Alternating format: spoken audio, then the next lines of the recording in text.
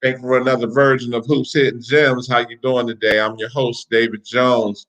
We're going to freelance it a little bit today. We had to make some changes to the show. Still an exciting show going on. We got Coach Jackie Smith Carson coming in from Furman University, the head's women's coach. And then after that, later on tonight, we got Andre Gray from UNC Greensboro, the assistant coach. In a few short moments, we'll have Juke coming on.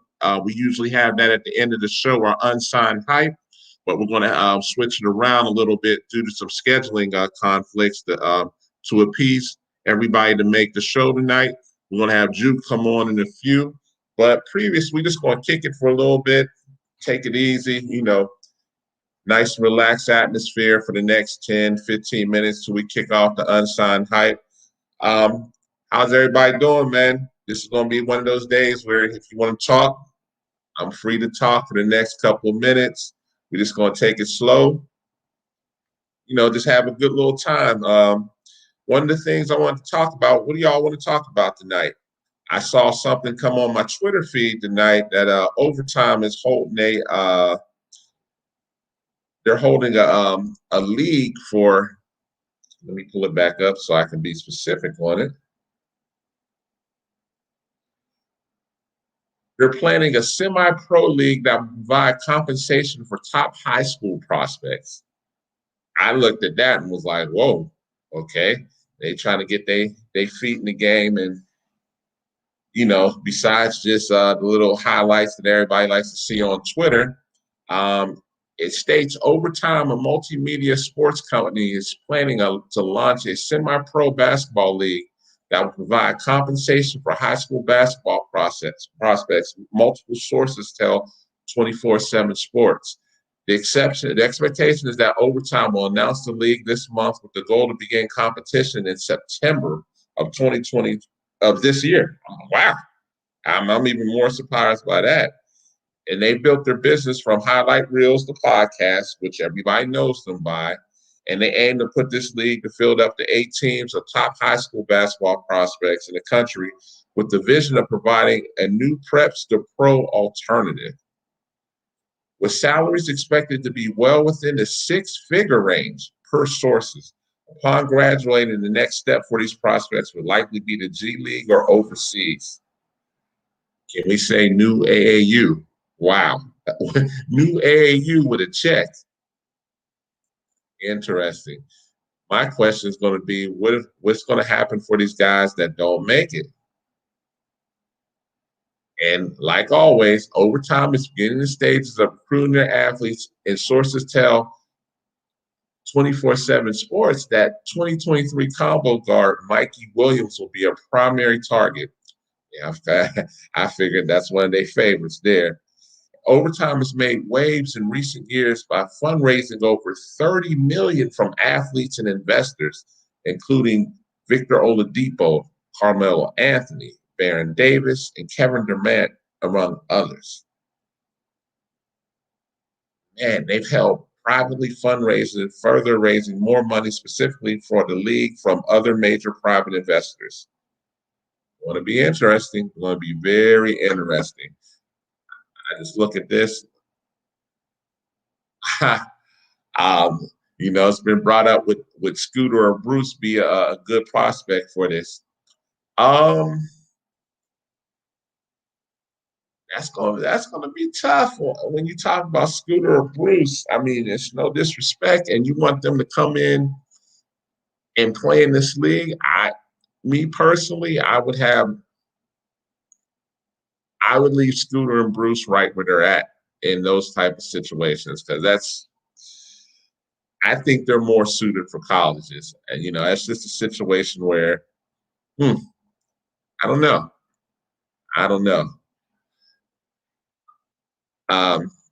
This is a situation when I look at,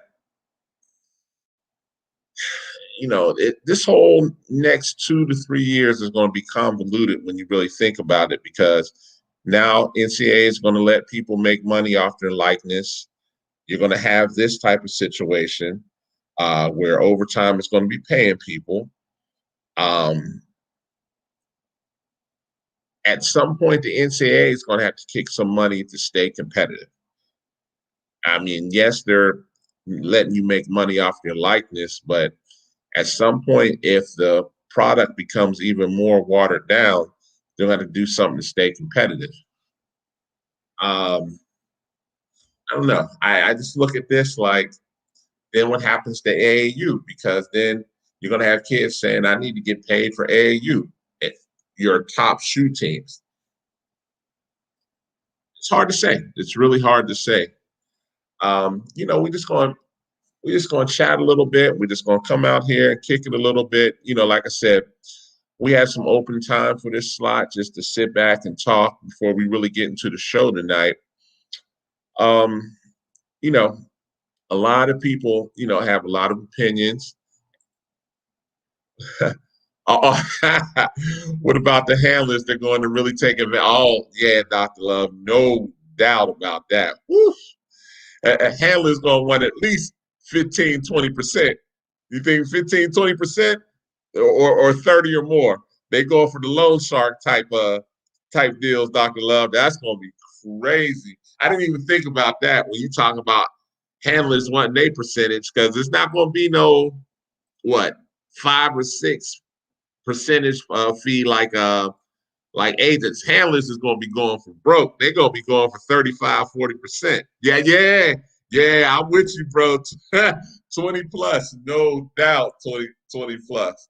And what about post-grad kids? Post-grad kids going to want theirs too.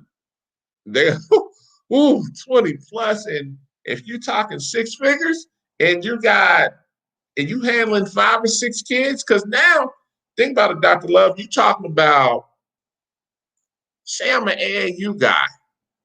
What up, Bryce? Say I'm an AAU guy and I got 4 or 5 kids. 4 or 5 kids to kick off, in the top 100 or the top 250. And they're all thinking about these options. And you the AAU coach. Do you get paid? Does Bryce get paid? Does Dre get paid? What do y'all think? What do y'all think? I mean, that's going to be an interesting topic right there, because that opens up everything for AAU right there. That's going to be crazy. Man, Dr. Love, when you brought that to me, I thought about the handlers, and now you're thinking AAU coaches, and then unfortunately, then you got the kid, the parents. Think about how the Sharks come right now when they come to recruit a kid. They're going to be doing anything and everything to get these kids now, because now they're the big money tickets. Before we used to look at a lot of AAU coaches that had bigger aspirations. Yeah, they wanted to get any kid by any means necessary, because sometimes they were looking for a college job or a high school job or a prep job or anything of that nature. But man, when you're talking this money here, and like Overtime said, 6-figure salaries, and if you taking 20 off the rip, man, that's boy, that it turns into a hustle almost. And man, we'll talk about that some more in the future, man. I'm looking at that like, boy, that can be scary if you really think about it. Exactly, and that's what I was thinking too, Dr. Love. Man, the shoe teams, man, boy, we're starting to flirt with, it's not even going to be amateur anymore. It's going to be basically semi-pro, because you're getting paid. You're getting paid. But we'll talk about that, man. I appreciate y'all just kicking it for a minute. Got my man Juke on the line. What up, Juke? What's going on, Mr. Zone? You know how it is, man. We gotta rock and roll, and sometimes dibble and dabble when we gotta do the show a little different. You know what I mean? Hey, you see, I still got my pencil in my hand, and I usually have my notes and stuff ready. So, bro, when I hit you, it was like, some changes to the show. We got to do it a little different tonight. Everybody's scrambling. You know what I'm saying? Hey, that press wasn't working, so we got to change things at halftime. You know what I mean? Hey, that's okay. That's okay, definitely. We're gonna make it work. We're gonna make it all work. Definitely. Hey man, like I said, I always let you kick it off with what you got out here, man. Mr. Um, Jones, I ain't gonna lie.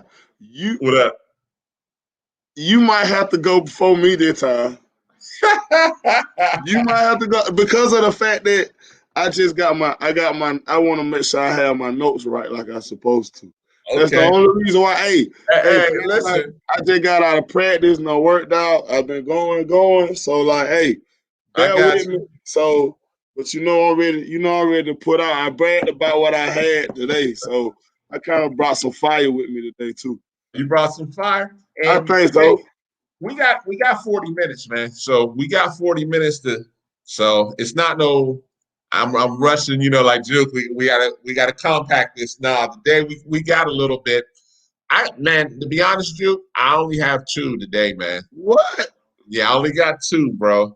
Dre, I can't believe it. I don't Yeah, believe it. yeah, I only got two today. Well, And dog, I man, feel bad.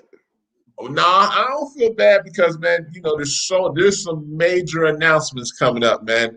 And these last 2 days have been insane. That's all I can tell you. It's been insane. And That work gonna show. bro, the work going to show because I haven't even got a chance to even catch all my DMs. You know how I go for the weeks. People like, hey man, this, that, and third. Girls, boys, JUCO, the whole nine, man. And and, and to the people out there, man, I'm going to get you. Trust me. But these last 2 days have been insanity, straight insanity. So I'll kick it off first. Like I said, man, I got my two. I'll go ahead and kick them. My first one is I'm going to go with a young lady. So with this young lady, I am going to go. Let me grab her real quick. Where you at? Miracle Scott, 5'9" senior, 2021 prospect from Tanner High School in Tanner, Alabama.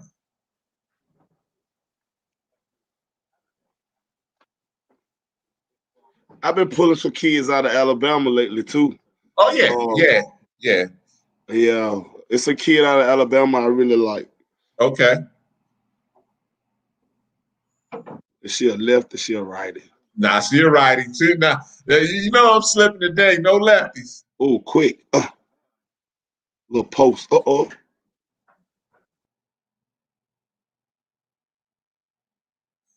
And shout out to our coach over at Tanner High. He definitely watches the show, and he's one of those ones. He's like, "Hey, I got two kids." So, Duke, we get a whole lot of them where coaches is watching, like, "Hey, I got some kids." I've been getting a lot of those from Texas as well, man. Hey, I got a couple, but I got so many people in line for so much stuff. Yeah, But I like her. She gets to the rack too. yeah. And like if she gets the ball in the paint, she looking to score every time.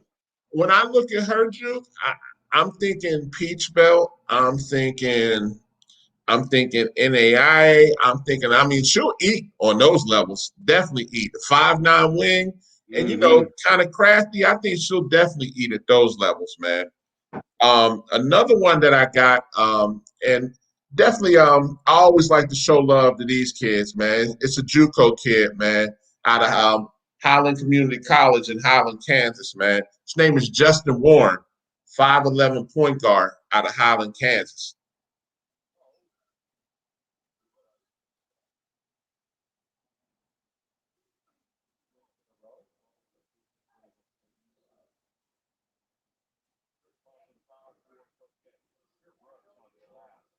Now, hey, Mr. John, I really Uh, thought you would have had like 5 or 6.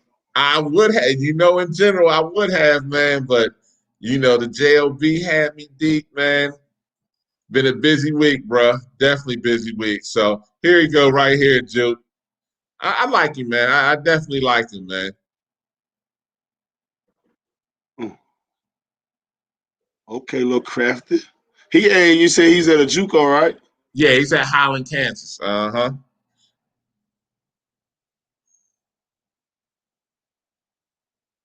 Okay. Okay. Mm.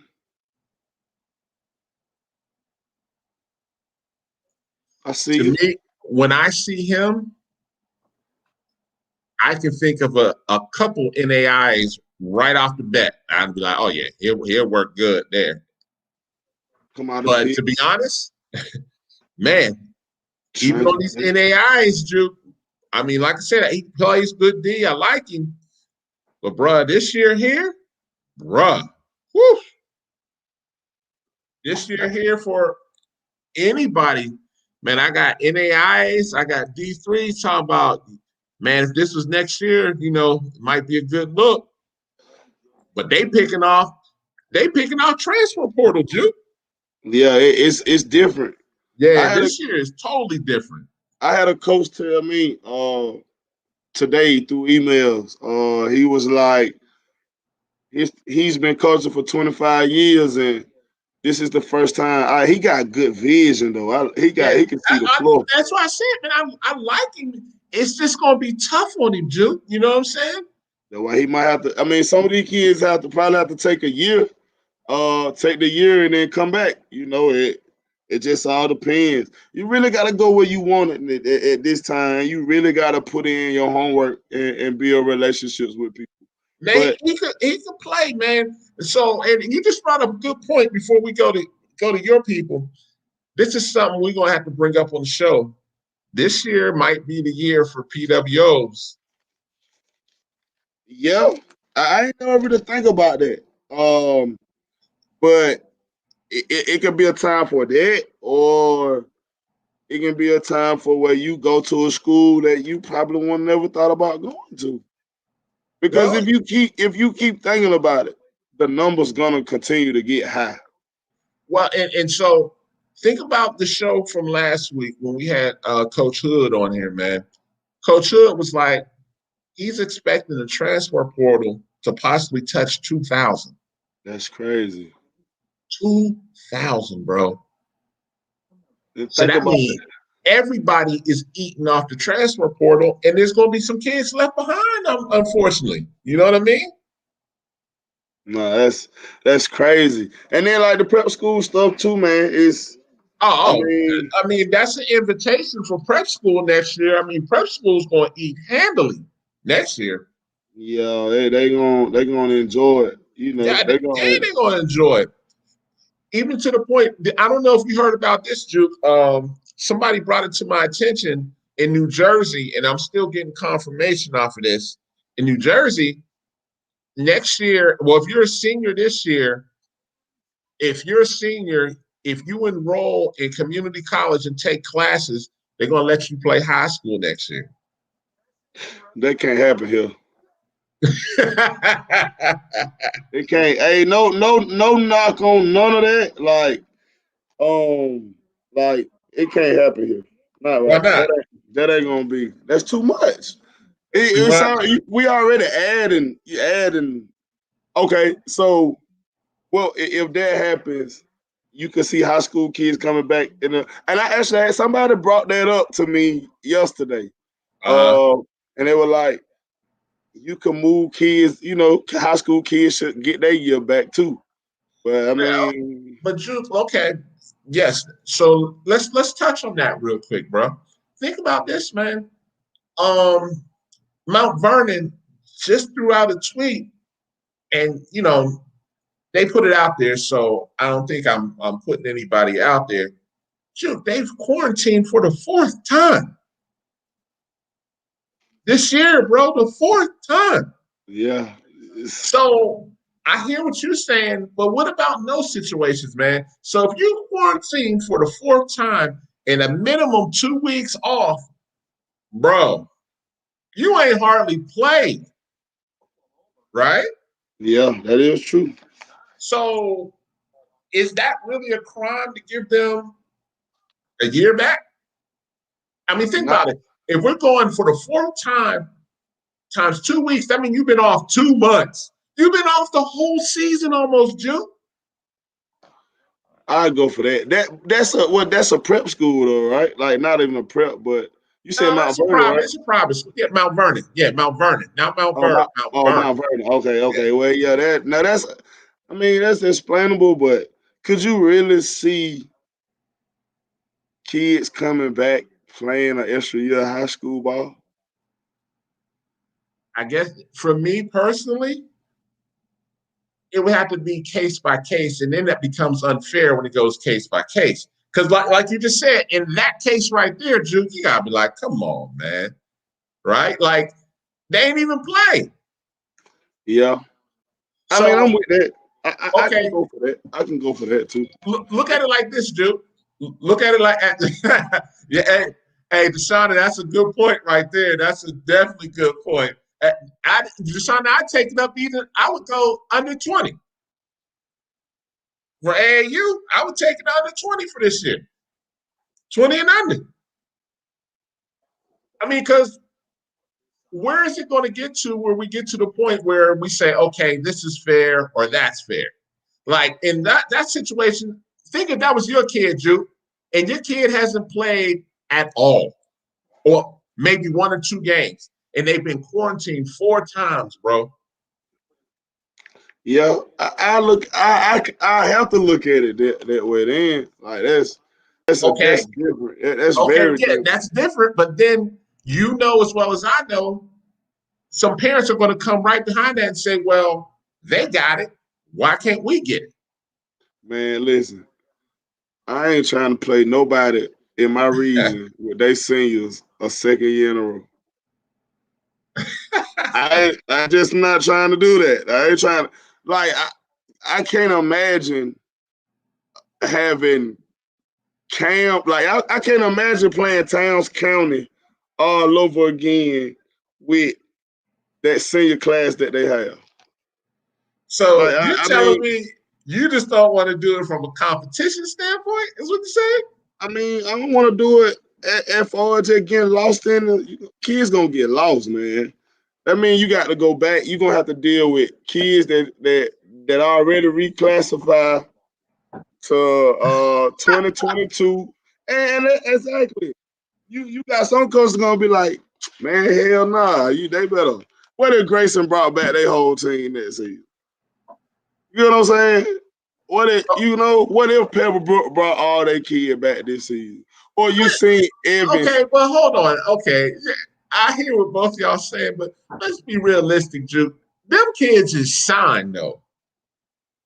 Them kids is signed to y'all taking it off the deep end with that one. Like, No, because you got some kids that gonna be like, oh, I ain't got what I wanted to get, so I'm gonna come back and play another year with my guy. You gonna have some kid because some kid feel like, well, now I understand like Pebblebrook, you yeah, right. Pebblebrook's kids Pebblebrook, is set. Yeah, yeah. Wheeler's kids is set for the most part. I hear what you're saying, like, those fringe kids like you talking about. Yeah. Now I'll say, now I also say this: somebody like a Jay Gant or something like that from Mm-hmm. Grovetown, I could see something like that benefiting him because of how they did him. They did. They You did him know, dirty. Okay, now we're talking. Now you're talking case by case. But where does the line cut off, Juke? that's why we don't need to do it. Cause you don't, and that's right. You if think about that. If a kid from Wheeler came back with the team from Wheeler again, like any Uh, one of those kids that they have that's under recruited came back, yeah. it'll benefit them a hell of a lot. But I mean, that's why it's no need for that. That's why, like Dr. Love said, TSL or could Before benefit from it, and Middle Middle Georgia Georgia. Prep can benefit from it also. You know who else is going to benefit, man? And it's a sleeper one as well, man. CBA, man. I want you to pay attention to them, Juke. They're another post grad, man. They're right on the fringe of making some noise in Atlanta, man. That would give us a fourth strong um, post grad. Post grad. Yeah, And for me, like post grad is going to be beneficial for a lot of kids yeah, that so but like you said earlier, I caught just the last minute. I know you talking about money. yeah. Post grad isn't cheap. Oh no, So no, yeah, yeah. you Post have grad is to, cheap. yeah, you can't don't just sit here and be like, oh, I go post grad. Understand that post grad is cheap, and you have to make sure you go to the right post grad. So Definitely. before Definitely. you decide to say, "Well, I'm gonna go to such and such prep," you better talk to the kid that went there before you. Mm-hmm. So like that's the most important thing is to talk to the kids. That's even going to college. Talk to Yeah. the people that have been there and have lived what you're about to live. So either way, kids can say I'm gonna go prep, but they don't even know that some of these prep schools probably ain't even gonna be here for like 4 months in a sense. But okay, and yes, that's an excellent point you brought up. And Deshauna said, yes, post grad enrollment is going to skyrocket. It's definitely going to skyrocket. And Juke, that's going to have to be something we bring on the show, for parents to understand what they're looking for in a post grad, because it's the new sexy right now. You know what I'm saying? Mhm. Post grad prep is the new sexy. So with that being said, you know, if you ask these kids, okay, you going post grad, well, what are you trying to do? Well, first of all, they're all going to say, yeah, I'm trying to get this extra year to get right, get seen, and hopefully get a D1 scholarship. Yeah, that's going to be, the line. But actually, do you know what you're going to do? Are you going to get stronger? Are you going for player development? Are you going for grades? What are you trying to do, and what school would be beneficial for you? Then they'd be looking at you like, I don't know. You know what I'm saying? Man, you cannot, like Dr. Love said, you cannot turn down a school right now. And for Yeah. example, I've heard of kids turn down schools right now. And and the thing about it, turning down schools, what if you get injured? Yeah. Like what if you miss out on that opportunity because you're waiting, and then all of a sudden you get an injury and everybody pulls away from you because you just felt like this was an opportunity, or somebody takes your scholarship. So for me, I want kids to understand this. Stop playing with these coaches because it's a business. If you sit here and lowball a coach today, you won't have nothing else for the next couple of weeks or a couple of days, right? Mm-hmm. At this time, so like stop playing because you're going against kids that are transferring. You have Mm-hmm. red shirt freshmen that are going to that people aren't even talking about that are looking to play. Yeah. So you gotta really just do your homework. If you're not getting as recruited as you want to, and it's only 2 or 3 schools showing love, or just that one school, and maybe you need to sit down at night, the night before, and really think about what you need to do, because at this time it's not time to play. You only got a couple months left before everybody's signing, and people are starting to look at the 22, 23s, and 24s after once AAU really starts. Well, here's the big thing, Juke, and this is the phrase that's scaring me with a lot of kids this year. And this year is just definitely not the year for this term. I'm a bet on myself. Yeah. I'm a bet on myself is going to end you. It's going to get you right in post grad, or here's two other options, Juke, where people got to understand. And with me doing the recruiting service gig, man, I don't have no shame in saying this. Kids are going to have to start looking at JUCO D2s, JUCO D3s, and JUCO independents, because people don't understand there's a stigma attached with, okay, if it's not JUCO D1, I can't get on. That's not true, Juke. People have to start looking at, these smaller JUCOs, and they're getting kids on the NAIAs, D3s. Man, everybody's path is different, man. And this year has to be no stone unturned. Yeah, None. very much. Very Yeah. much. They better look at all of those JUCOs. They better look at NAIA, Mm-hmm. Division Three, what is it, like a USCAA or Yeah, something like that. USCAA, And then NCCA. NCC and NCCAA has dogs that play that really can come in and just bust you up. So like the opportunities are there. Kids are just not looking at those opportunities because maybe they don't know. And that's real.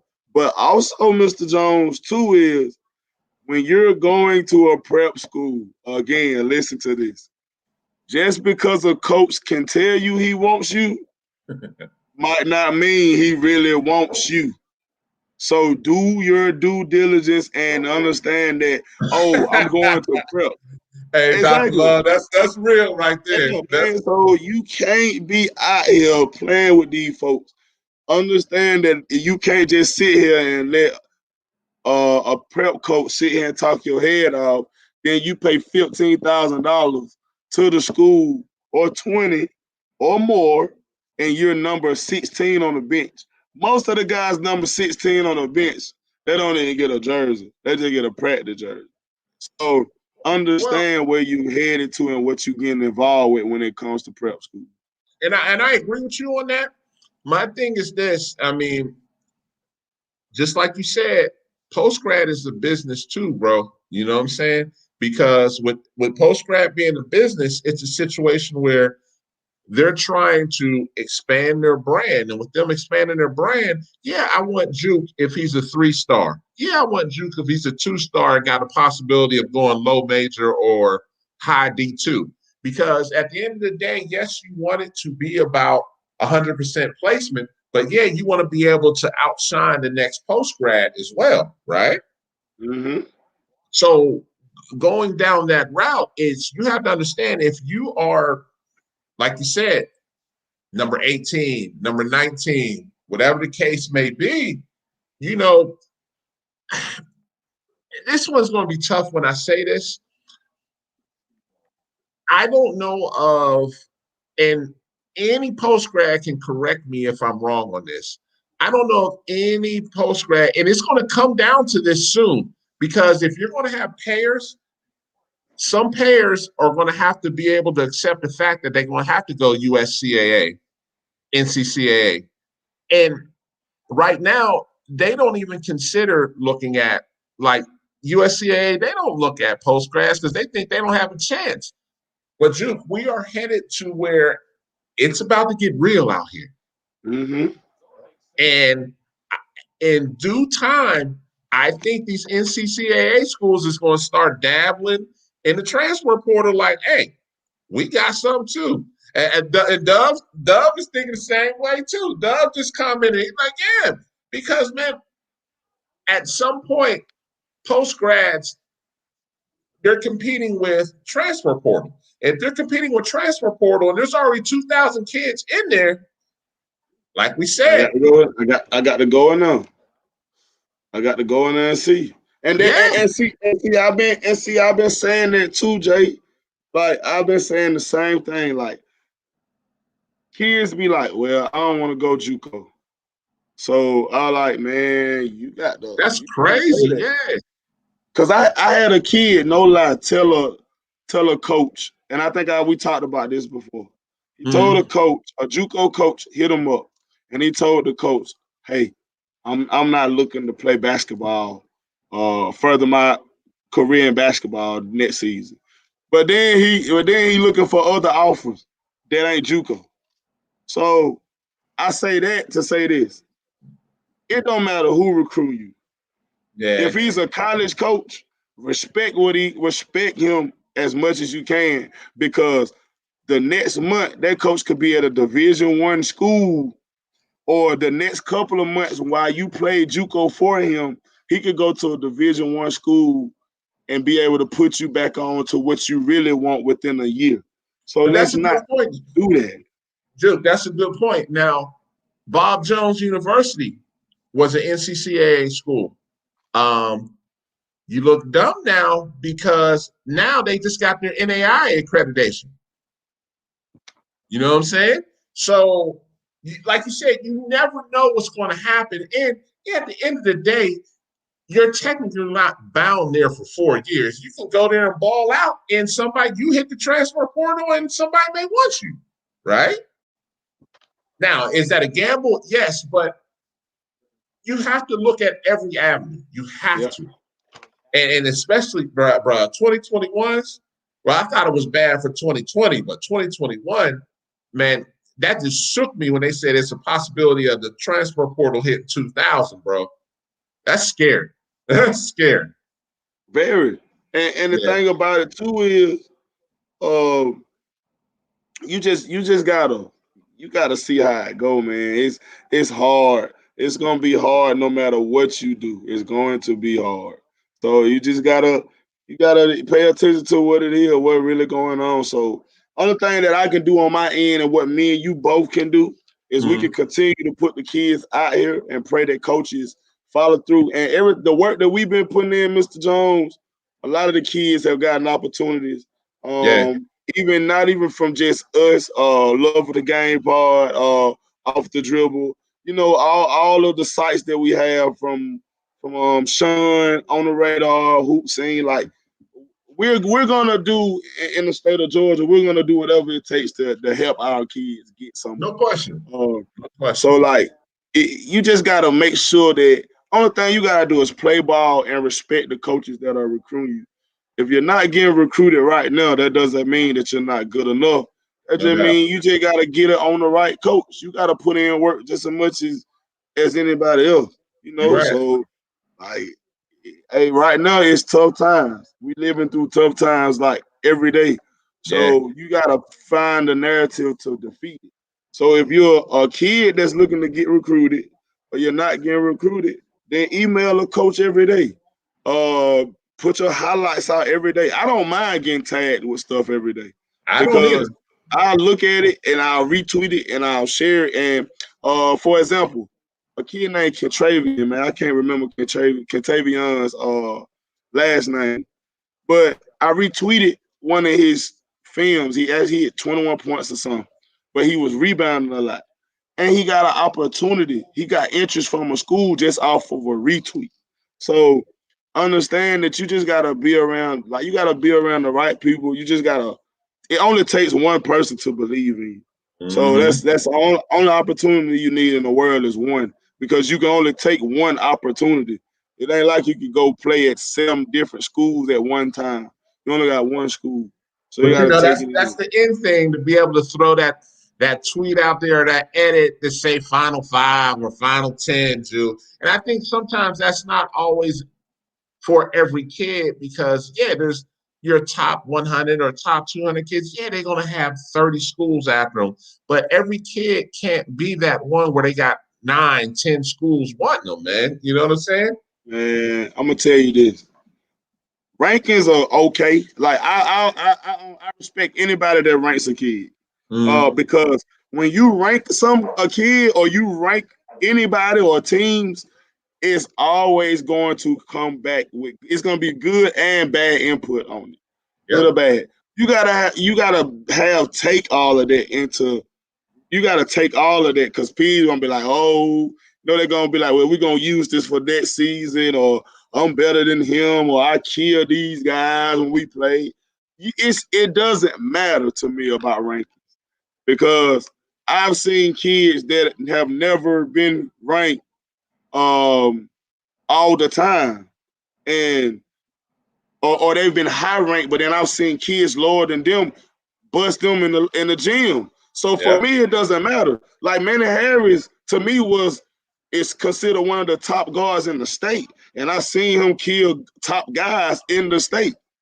So rankings to me don't mean nothing. I don't care about that. I've never cared about rankings because I felt like DJ Wright is one of the top point guards in the state for 2020, regardless of his injury. That's how I felt.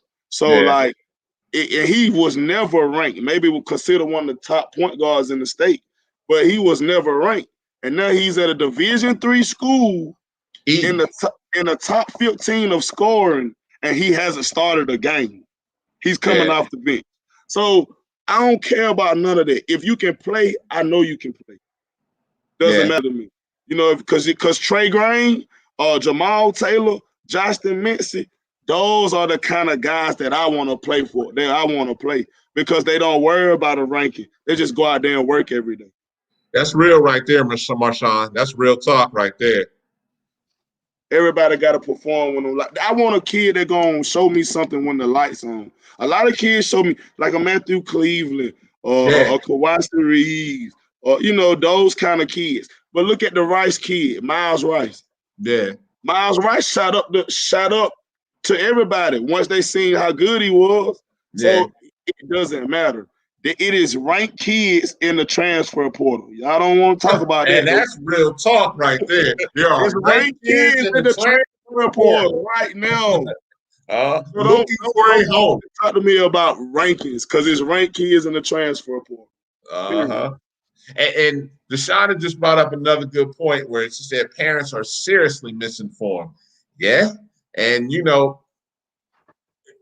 who do we really blame for that? Because, some parents are doing the best they can, especially if they're not in the circle or they're into the culture. So they know where to turn, where to go left, where to go right. So they going with somebody like, oh, he seems like he talks, he's a nice guy and I trust him. You know what I'm saying? And sometimes slick talk can get you caught up. We're in a time now where you have the internet, you have various resources that you can look at and start asking questions, parents. Please start Definitely. asking questions. And you So, got people out here that'll help you. Like it's not like you can't ask questions. I ask questions all the time. So because I don't know everything. So I could call you, I could call Dre, I could call Locke, I could call people to get those answers. So some parents don't know. Some but parents yeah, don't know about but they even gotta with have that though, Juke, yeah, even when you get that answer, what's wrong with researching that answer? That's it. You have to research in this business, regardless if you're a coach, a Yeah, student, a parent, a recruiter, a writer. Doing this, what we do, you have to do your homework. So yeah, it's all going. We just gotta pray that it gets back within within the next 2-3 years. I pray it does. yeah. But for me, whatever I can do to help a kid, I'm gonna make sure I try to do it. Like regardless of what we're going through right now, like. That's I'm what gonna this put my work platform's in. for, man. That's what this platform's for, man. And thankfully, man, like you said earlier, man, this has been getting kids some offers and some interest where, I feel like we doing what we tended out to do, Juke, when we first talked about this. You know what I mean? Man, And, now we getting to the point where, coach is like, hey, tell me about this kid. Tell me about that kid. That's a good look.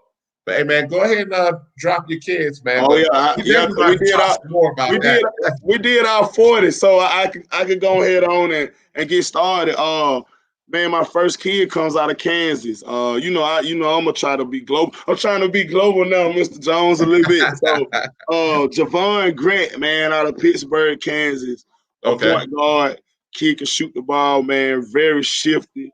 Plays with a lot of energy. When a coach actually sent me his film, and I looked at it, man, and like a lot of small guards don't get the respect that they deserve, and it's a shame, man. Cause Yeah. I like dogs, and this kid is a dog. Oh, Yeah, okay. he tough. I told you, Mr. John, we coming with that. We coming with that thump today. Okay. Okay. Yeah, he got vision, pushes the ball down the floor. Okay. Spin move. Give me that. Get it to him, Pull and up. he can shoot. Mm. He played with a little edge. Oh, come here. Stop playing with me. Oh, Oh, oh, oh, oh. yes, Step sir. back. Step back. Step back, Jack. Floater. Mm. Kid can score the rock, man. He actually has an offer from Bryant University. That's his only offer right now. You said Bryant, Mm-hmm. and that's D1. That's D1. Yeah, hey, Look at him. he can go, man. He can go. I like him. Mm. Quick too, Mm. with the left.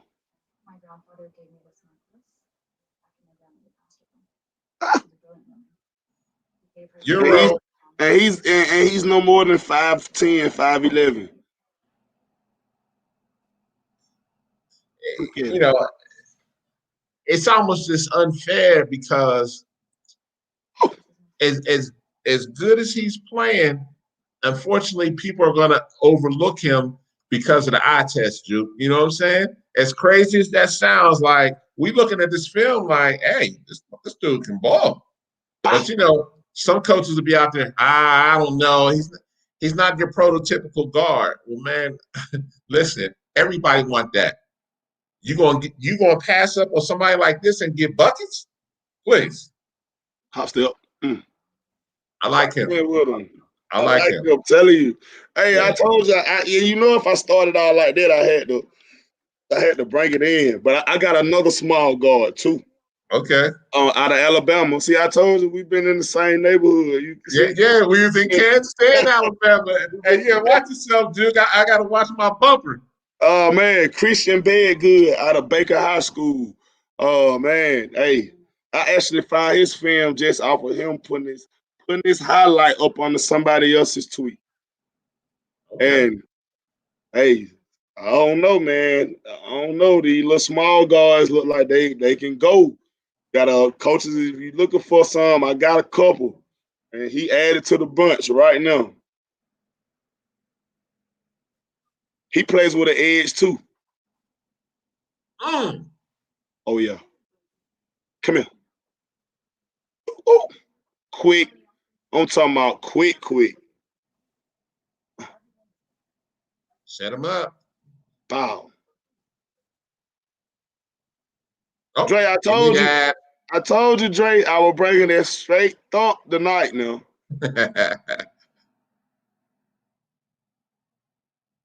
Pow.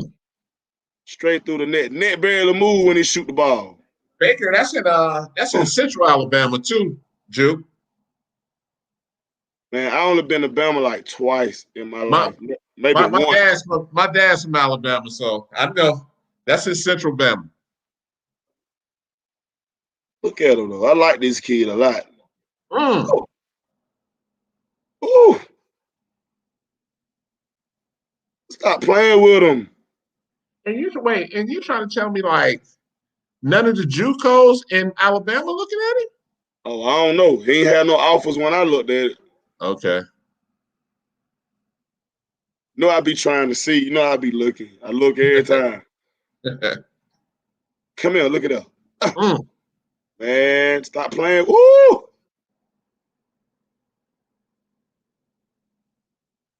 I can't wait to see what Dre think about him. Ooh. He's nice. I like him. He might not have him. He might need a team to play with this spring. There's always homes in Georgia. There's always homes in Georgia. He need a team to play with this spring. So I got another guy, man. I got a big 6'7" out of Monroe High School in Washington, up by Seattle. I gotta show the big some love, man, especially like your throwback big. Sam Olsen is a throwback big to me. Okay. But he's a 6'8" stocky big that can shoot the 3 too. Where I'm going.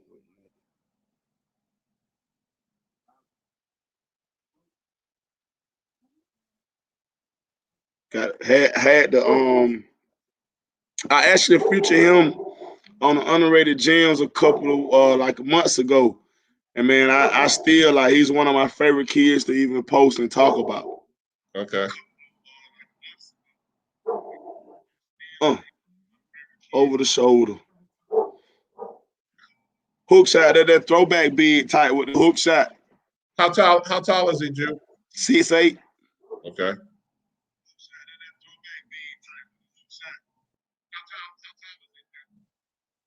Move your feet. Look at him moving their feet. I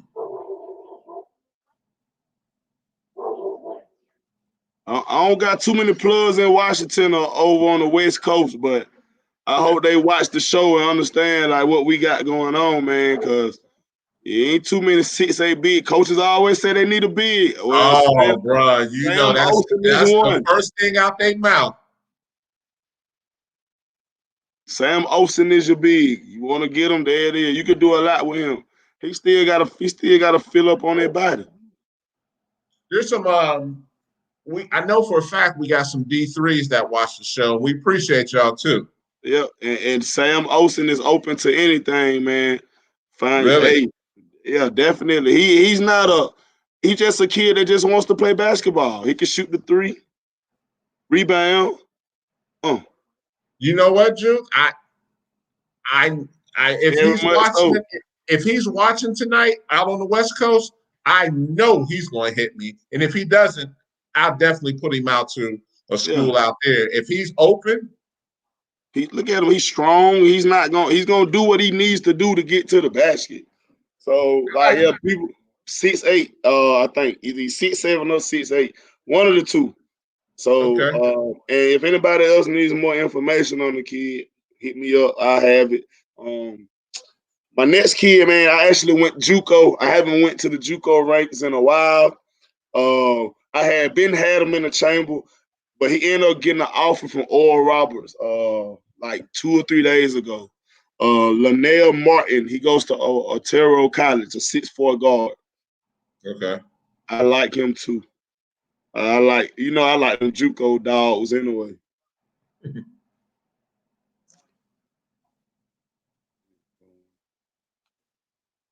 But I think as he continues to play, he'll probably end up gaining more offers after he's finished. But he came down and shot the ball well for one of the JUCO showcases this winter in December. In Atlanta? Okay. And one.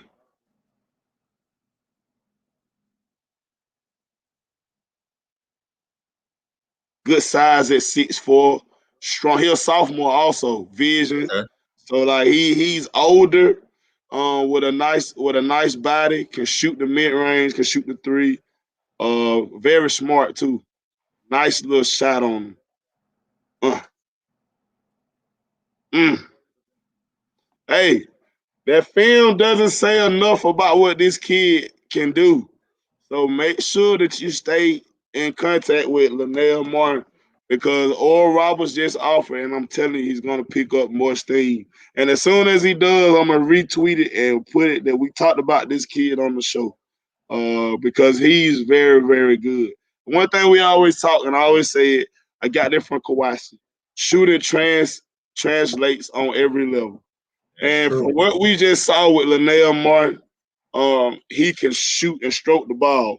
Sort of like this kid that I have named Luke Barr. What's his name? Luke Barr. I call him Uncle Luke. I featured him on he's actually out of Wisconsin. I featured him on an underrated gems segment. This the one that I just dropped a couple of days ago. So if you're following the show, not only subscribe to Hoops Hidden Gems, make sure you subscribe to Coach Juke Underrated Gems too.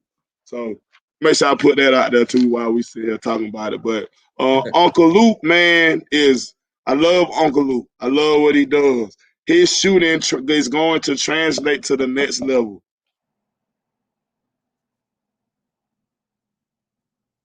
The ball goes straight through the net when he shoot it. Straight through the net now. Straight through it. Watch. Well, that thing wet right there. Straight through the net for him. Stop playing with him. Oh, from deep. Give me that. Hey, Dre. I said this to Dre last week. Stop playing with him. Good pass. Good pass.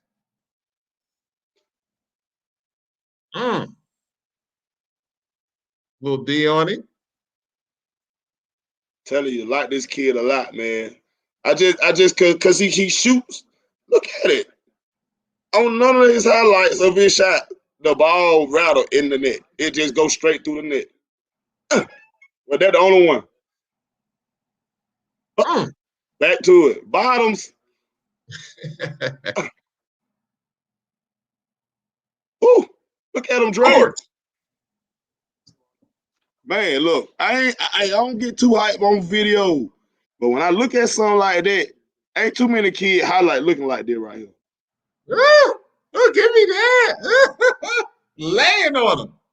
Oh, good pass. Vision, all of that. And then he's averaging 23 points a game, 6 assists with 6 rebounds. Mm. You can't make them stats up. But you know what? See the difference between down south and like in that Midwest, that upper Midwest area. They got really good D2s and really good D3s. Like we got good D2s down here, but they got excellent D3s. Excellent. And I think that's what sets them apart. Like, again, you got your Wisconsins, your Marquettes, and all of that. But them D3s be really good, man, up there. Really good. And they be having players like that, too. This kid is very good. I like the Tanner Coper kid we featured last week. This kid is very good. He's just like that. Dre, I'm almost done too. I'm almost done. Man, I got a 2023 kid also. I told you I went all over this time. Out of Meadow Creek High School. Kobe Williams, 6'6". I don't know if you know Meadow Creek. I don't even really know where Meadow Creek is at. You talking about here in Georgia, right? Got to be. That's the only Meadow Creek I know. Well, now there's one in Dayton. There's one in Dayton, Ohio. Oh, Dre said. That's Meadowdale. I'm sorry, but yeah. So. Yeah, this kid is nice. Yeah, let me see what you're talking about.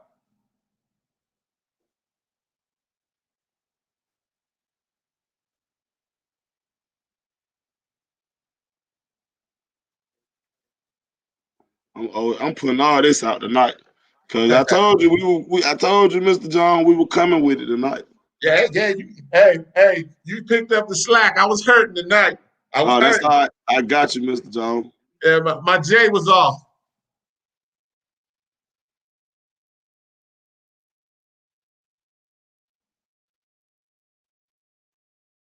And he only in the 10th grade.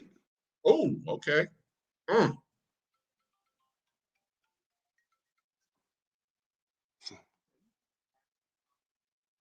Runs the floor, hustles.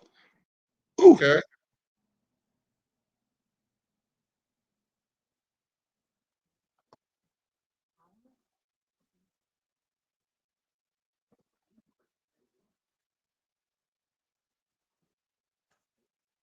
He can shoot the ball, man.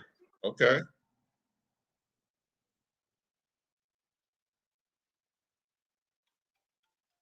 I've been preaching about kids at this size, and like TK, like he shoots the ball very well as a 10th grader at 6'6". So he could possibly grow like another inch or two before his senior year. So he could be like 6'8", 6'9" doing this right here. Hey.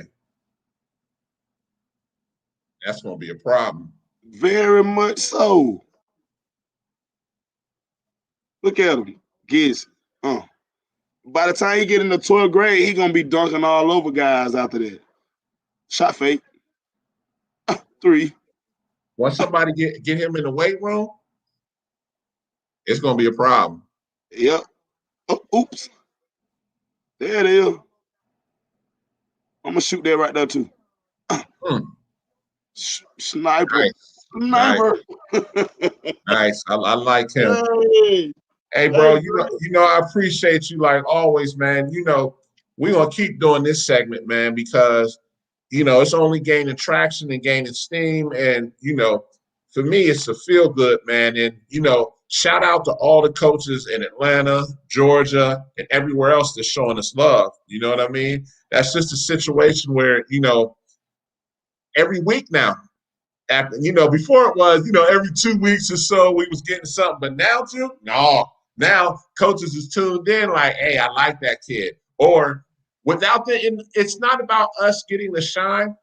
What I like to see as well, even if they don't, you know, say anything to us, you'll start to see a lot of these kids on their Twitter pages, their followers start to take off with coaches. You'll start to see that as well. And that's all that matters. That's all that matters. If they're getting exposure, I'm 100% good with it. You know what I mean?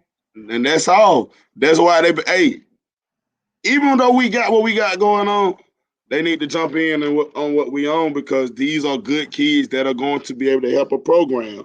Definitely. Just like Drew Phillips out of Whitefield Academy. Okay. Okay. Have you ever seen Whitefield Academy play? That's down south, right? Nah, that's in Smyrna, actually. I think. Oh, you Whitfield Academy. Whitfield Academy. It has Whitefield Academy on his That's where bio. that's where Kelvin went. Kelvin went there. 2022 Drew Phillips. Okay. Yeah, this kid right here. He look like he be angry when he go to the rim. He like he be mad when he play. Okay. You know who he looks like from right there? With that fro, he look like a Jordan Brown. He does. He does. It's kind of the same build too. Yep. He's 6'7". Look at him, angry. What year is he? 2022. Oh, he got some time. Okay. Okay, he got another year. He punishing the rim. He be mad. Got a nice little mid range. If you leave him open for the three, he's gonna hit it.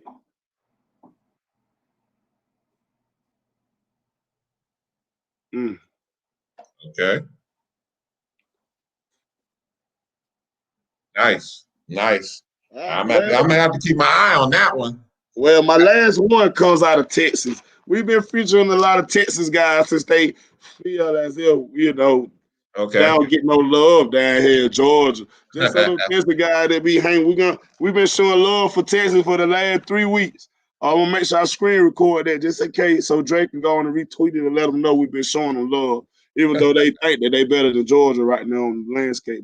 Yeah, you saw that tweet where they thought Texas is better than Georgia. I'm like, man, stop. No disrespect, but Jaquin Gonzalez is a dog. I'm done. I'm closing my book on it. Watch him. And call me tomorrow if you want him.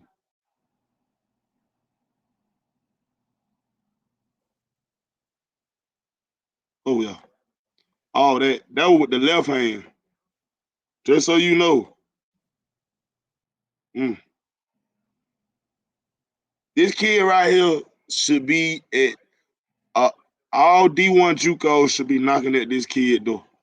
All of them, especially in Texas. I was about to say, there's a number of them in Texas. He's athletic too. He's like 6'3", 6'4", and he's athletic, very athletic. Pull up. Has all the tools, I'm telling you. Wouldn't even have him on here. He can play. Watch him. He plays with an edge too. Like he plays like he plays like he wants to be the best player on the court. Shooter. Vision. Ooh.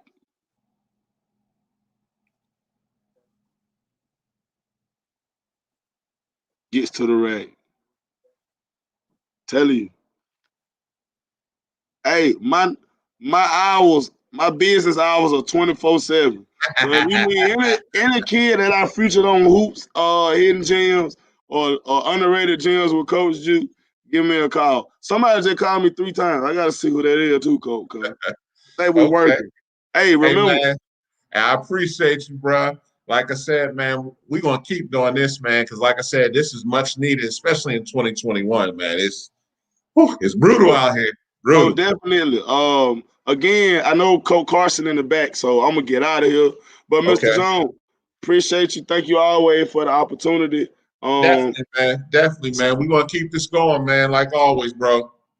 All right, man. Appreciate y'all, and I'll stay in touch. All right, man. All right. That's Juke, as always, man, coming through prime time with some definitely underrated gems. I mean, like I said, coaches definitely pay attention to that. We're gonna kick off the show. We did it a little backwards tonight because we had some scheduling to appease everybody. Man, this coach coming up right here If you don't know her on the women's side, you definitely need to know her. Coach Jackie Smith Carson out of Furman University. How you doing today? Hey, I'm good. How are y'all doing? We're good. We good. You know, we just flipped the show to make sure we can appease you. We know you got a busy schedule. We know how it go. It is crazy. I know. I'm not even gonna lie. It's just flat out crazy right now. So I appreciate y'all accommodating me. I'm happy to be here. Oh, anytime, anytime. So, you know, for people who don't know, Furman's up there in California. I said California, South Carolina. Excuse me, South Carolina. And I pass it all the time when I'm going to Charlotte. Yep. Tell me, you guys are playing, correct?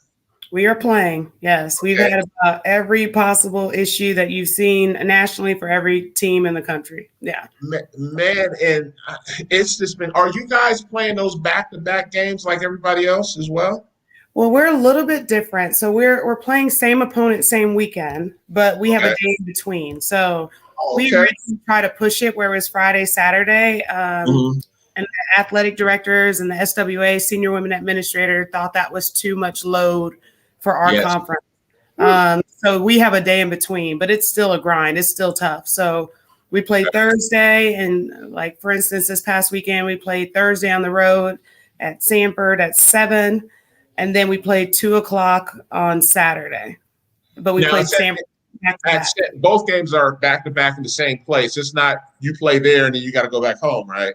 Right. So, yeah, we stay the whole time. So it makes really, like, we've had 2 back-to-back. We leave on Wednesday. We don't get home till late after midnight, you know, technically Sunday morning.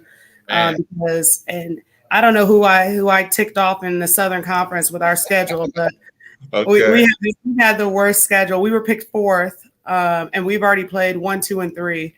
And 3 of those were on the road. And probably the 2 toughest gyms to play, which is at Mercer and Sanford on the road. So Mercer was preseason pick to win it, and Sanford was last year's winner. So it's been a long month of July, or January. And you know, as we got to meet each other, you got it even tougher because of the admission requirements for Furman. And the men, as you know, when we first met, I was like, okay. Got one for you? Like, nah, I can't take it. I'm like, oh, great. I was like, she has a 3.0. And you're like, oh. I was like, oh, wow. And, you know, you put me in line real quick. And I said, boy, Furman you guys are basically like Davidson does the same thing you guys do, right? Yeah, we're like an Ivy League. And what makes it tougher, what makes it tougher is that we're like the only one like that in our conference. So you got to picture, and it costs almost $75K a year to go to Furman. And so because of that, women's basketball has 15 allowable scholarships. At Furman, we only use 13 of the 15 because it's so expensive. Yeah. So you compile it for recruiting. We have to find 13 young women that can play right away because we don't get the 2 extra scholarships that everybody else in our conference gets. Yeah. And then we got the crazy admission standards. So it's a special niche of a kid that we have to go after. And you have to really care about your academics as well as the basketball part. So it's not going to be somebody who's not focused in the classroom that we're going to get you. It's got to be both. Oh, trust me. You schooled me all summer. All summer. You sent me awesome ones now, so I appreciate it. I had to learn. Look, I had to get my little notebook out because you were like, no. And I'm like, nope. I thought I passed the test. But I was like, man, now that I know what you're looking for. But when I first came in, I was just all bright-eyed and you checked me real quick. And I said, boy, that's why I said for you to be the coach there and the job you're doing is amazing you're like behind the 8 ball, you know, trying to compete with the Mercers, the Sanfords because of those requirements. And that part I didn't know when you told me it was 75. Yeah. Yeah, it's not cheap at all. You know, the crazy thing about it is like you said, we're competing with those Mercers and Sanfords. And on top of that, you know, if you look at Mercer's roster, they have a grad transfer from Carolina. They have a grad transfer from Georgia State. They have a grad transfer from Arizona. They have 3. We can't get in grad transfers, you know, so we can get in transfer. Well, Furman feels as if you have already graduated like you're kind of cheating the degree if you're coming in literally just to play basketball for a year. You're not degree seeking.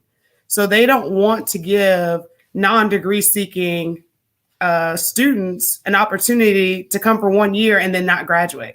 So and on top of that, our graduate, it's not the most athletic friendly graduate programs. Ours are psychology, education, and that's what I was getting ready to ask. Yeah, they're monsters. They're like chemistry.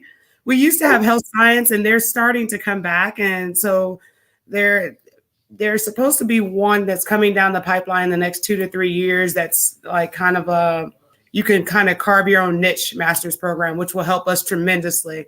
But right now we can't. No, I haven't met too many graduates that want to do chemistry when they get out. So what I want people to understand, and you just touched something tonight, the value of a scholarship at Furman. It is a $300,000 scholarship for 4 years. That's right. $300,000. We always talk about the value of scholarships at 200. Well, we were going to 200 thinking that was really high, but people don't understand. And, I thank you so much for coming on tonight, because that right there, men or women, you're going to a school and they're basically paying you $300,000 to get your degree. And when you come out of there, and that's something we want to touch in a moment, I'm sure if you come out of Furman, the job placement rate it's crazy high. Yeah, I'm sure. Like for your basketball players that graduate, do you guys keep stats on kind of when they graduate, what's their beginning salary? Well, for the university, I haven't kept it for our team individually because, like, for instance, we had 2 seniors that graduated. One is in law school from last year up in the New England area, and the other is Lejay Davidson, who's playing overseas in Kosovo right now. So it's kind of hard to manage it because of when they officially go into their career, I guess. But typically for Furman, it's around $70K, your first job out of grad school. And then the placement rate for grad school is like almost 95% getting into graduate programs. So it's pretty crazy. So now that we're talking more, so you're really recruiting against the Princetons, the Harvards, the Browns, the Yales, the MITs, those type of kids. You're going for those same type of kids. Yeah. The only difference is you can give a scholarship when the Ivy League can, and that'll be your selling point, basically. Man, yeah, it's hard, Dave. Oh my gosh, yeah, man. Especially when you're like, the one thing that's great about the Princetons and all the Ivies, at least they're competing against each other. Yeah. We have to compete against other people who can get anyone in, or and I don't want to say anyone. I'm not going to diminish, another school's academic reputation. They have some great programs within the schools in our conference, but we're on a whole different level. The SAT scores and just how we have to measure our student athletes, like I said, and you can't be successful if you just don't care about the academics that much. You're not going to last. It's challenging. I went to school at Furman, so that is the one good thing that I can relate to, is because I'm an alum, and I had a great career there. But it's just, if you can't balance both, if like you literally come just to try to play ball, you'll be gone in the first. You probably won't even make it the year, to be honest. So you got to find those kids that, really value the academic part of it. And like you mentioned, we can steal some kids from Ivies. Like one of our freshmen, she was dead set going Ivy League until they told her she had to pay that $35K. And her dad was like, oh no. And I was like, hey, Yes, indeed. Right, it's nice and free. And so that's how we got her. But it is easier. It's weird. It is kind of easier to recruit. Like being at JMU, I had to constantly sell because I was selling against so many schools are like it. Now we were phenomenal at JMU. We were a top 25 mid-major, but now I can literally cut down our list just by like what you and I talked about. Can't get her in, can't get her in, can't get her in. Oh my God, she's a 4.0, 1400 SAT. Let's go after her. Yeah. And usually these type of kids really want that type of college. So it helps protect our program a little bit more. Yeah, definitely. And, like I said, that was definitely, as you started to educate me on this, then I started saying, okay, let me see what Furman. And once I started looking, I was like, because I was thinking, well, maybe if they were test optional, I could get them in. And once again, you came back. No, doesn't work. Doesn't work. You know what's crazy? The general student body can be test optional, but the athletes can't. So it's really weird. What? Yeah, and if they do that to help, because if they make them test optional, then they don't have a measuring stick, I guess, for the athletes to put them against each other. So yeah. What? But yes, you're gonna let the okay. Yeah. Okay. I got you. I got you. So let's talk a little more about your program this year. Yeah. How many seniors do you have this year? I have 4 seniors and 8 freshmen. So look at that balance. Wow. Yeah. Okay. 4 seniors, 8 freshmen. And any juniors or fresh sophomores? 1 sophomore and what is it? We have a big team this year because I think it's 4 juniors. So I have 5 walk-ons on my team because this year with COVID, so picture that 5 kids who are completely paying their way. I have 1 that's actually an ROTC that got contracted. Yeah, well, that cuts it off. The GI Bill, yeah, so that helps. But so on the women's side, I think most people know this. We can have a male practice squad, and so this year, obviously, with all the COVID precautions and the tier 1 and the testing, most women's teams can't have the practice squad this year because that would mean that we have to bring in, 6 to 10 guys who have to get tested 3 times a week. And it's just really, really risky. So we have 5 walk-ons on our team because in order to be a female to practice, you have to be on the roster. And so we basically put anyone who might have been a manager or might have been that is good enough to practice, we put them on our roster. So we have a roster of 16, which is just humongous. Yeah. Wow. And 5 of them pay their own way. 5 of them pay their own way. It's crazy. 1 of them starts right now. We've had all types of adversity. Wow. Okay. This year is amazing. Okay. So, a good friend of mine up in Ohio, she just let me know you got Elena Taborn from Sydney, Ohio. Yeah. Selena is she's one of our seniors, and man, she had a phenomenal talk about, I was listening to some of the kids that, Coach Duke was talking about, and a D3 kid and do this. Selena was, first of all, she's 6'3", 6'4", 275 pounds in high school. So that's a big group. And so she had no one recruiting her, and so we looked at her and it was special about her. But everybody's like, I called my friends in Ohio. I was like, hey, have you seen this kid? And they're like, oh, but she's big and slow. I was like, but can she catch and finish? So all I cared about was catch and finish. I didn't care about big and slow. Big, I can fix. Slow, we can adapt to. So I saw film of this kid, and the kid was just a bucket around the rim. She has great hands. So any coaches that know recruiting, if they can't catch, there's nothing you can do with them. Yeah, you're right. You can catch everything around the rim, and we taught her how to finish. And so this is a kid that had no looks. She had a couple D3s. Again, 6'3", 275. She came in her freshman year. She lost 65 pounds her freshman year, and she was all rookie team and 3rd team all conference as a freshman. Wow. The tough thing about it is that all the weight that she carried in high school, it basically put too much wear and tear on her knees. So after her freshman year, she had to have surgery.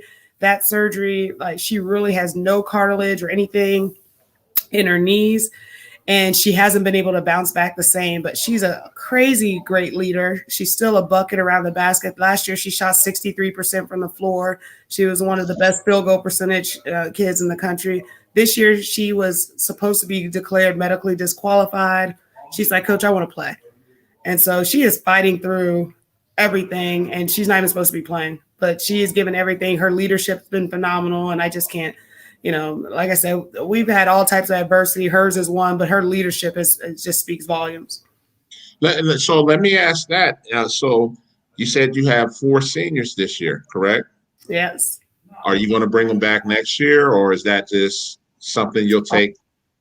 Yeah, all 4 are graduating, and they won't come back. So you have Selena, again, who is not even supposed to be playing. We have Tiara Hodges, who's our leading scorer. She's a 5th-year kid. She tore her ACL her sophomore year. So she basically doesn't have any more classes that she can take. She's And the graduate programs we have here don't go. She wants to be tough. and she wants to play overseas. So we're like, listen, you've already gone on your 5th year. Why are we going to try to prolong this? Let's try to start your career overseas. So she's going to try to do that. She's averaging a double right now as our 5'10", like stretch 4, powerful rebounder.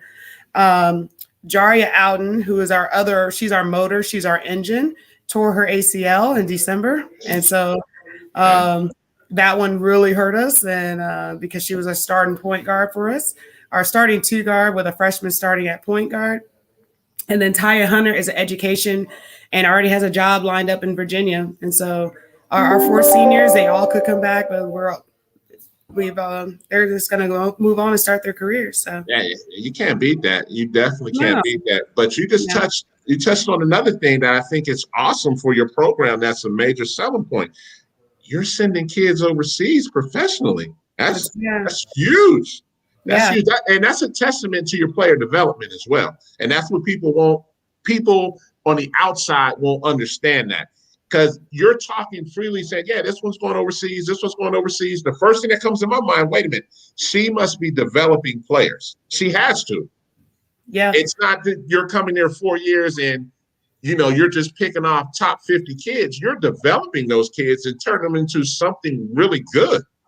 Yeah, no, I'm blessed to have an amazing staff. I have Pierre Curtis, who's been on my staff. He's he's going on 8 years with me. And so the background is Pierre played at James Madison when I was an assistant at James Madison. He was like my little brother. And so he graduated and was like, hey, I want to coach. And I didn't hire him the first 2 times. It's like, you're not ready. You can't do this. Right when he was graduating is when I got the job at Furman in 2010. And I want to coach. Nope, you're not ready. So I actually turned him down twice. Okay. And I had a late hire. I had an assistant who moved on late, almost in August, September. And I kept interviewing people and I was like, no, this is not right. And the crazy thing is I was also pregnant and due in October. Wow. And so I was like, I called P. I said, dude, you get your shot. We're going to go trial for about 6 months and we're going to see or evaluate at the end of the season. You want it? And he's like, hold on. Let me think about it. He called me back in 10 minutes. I'm coming. And came back. That was 7 years ago. And he made it through the trial period and he's been phenomenal. So he handles, again, he was a great, holds a lot of records still at James Madison, a big point guard. So he handles a lot of our guard play and guard development.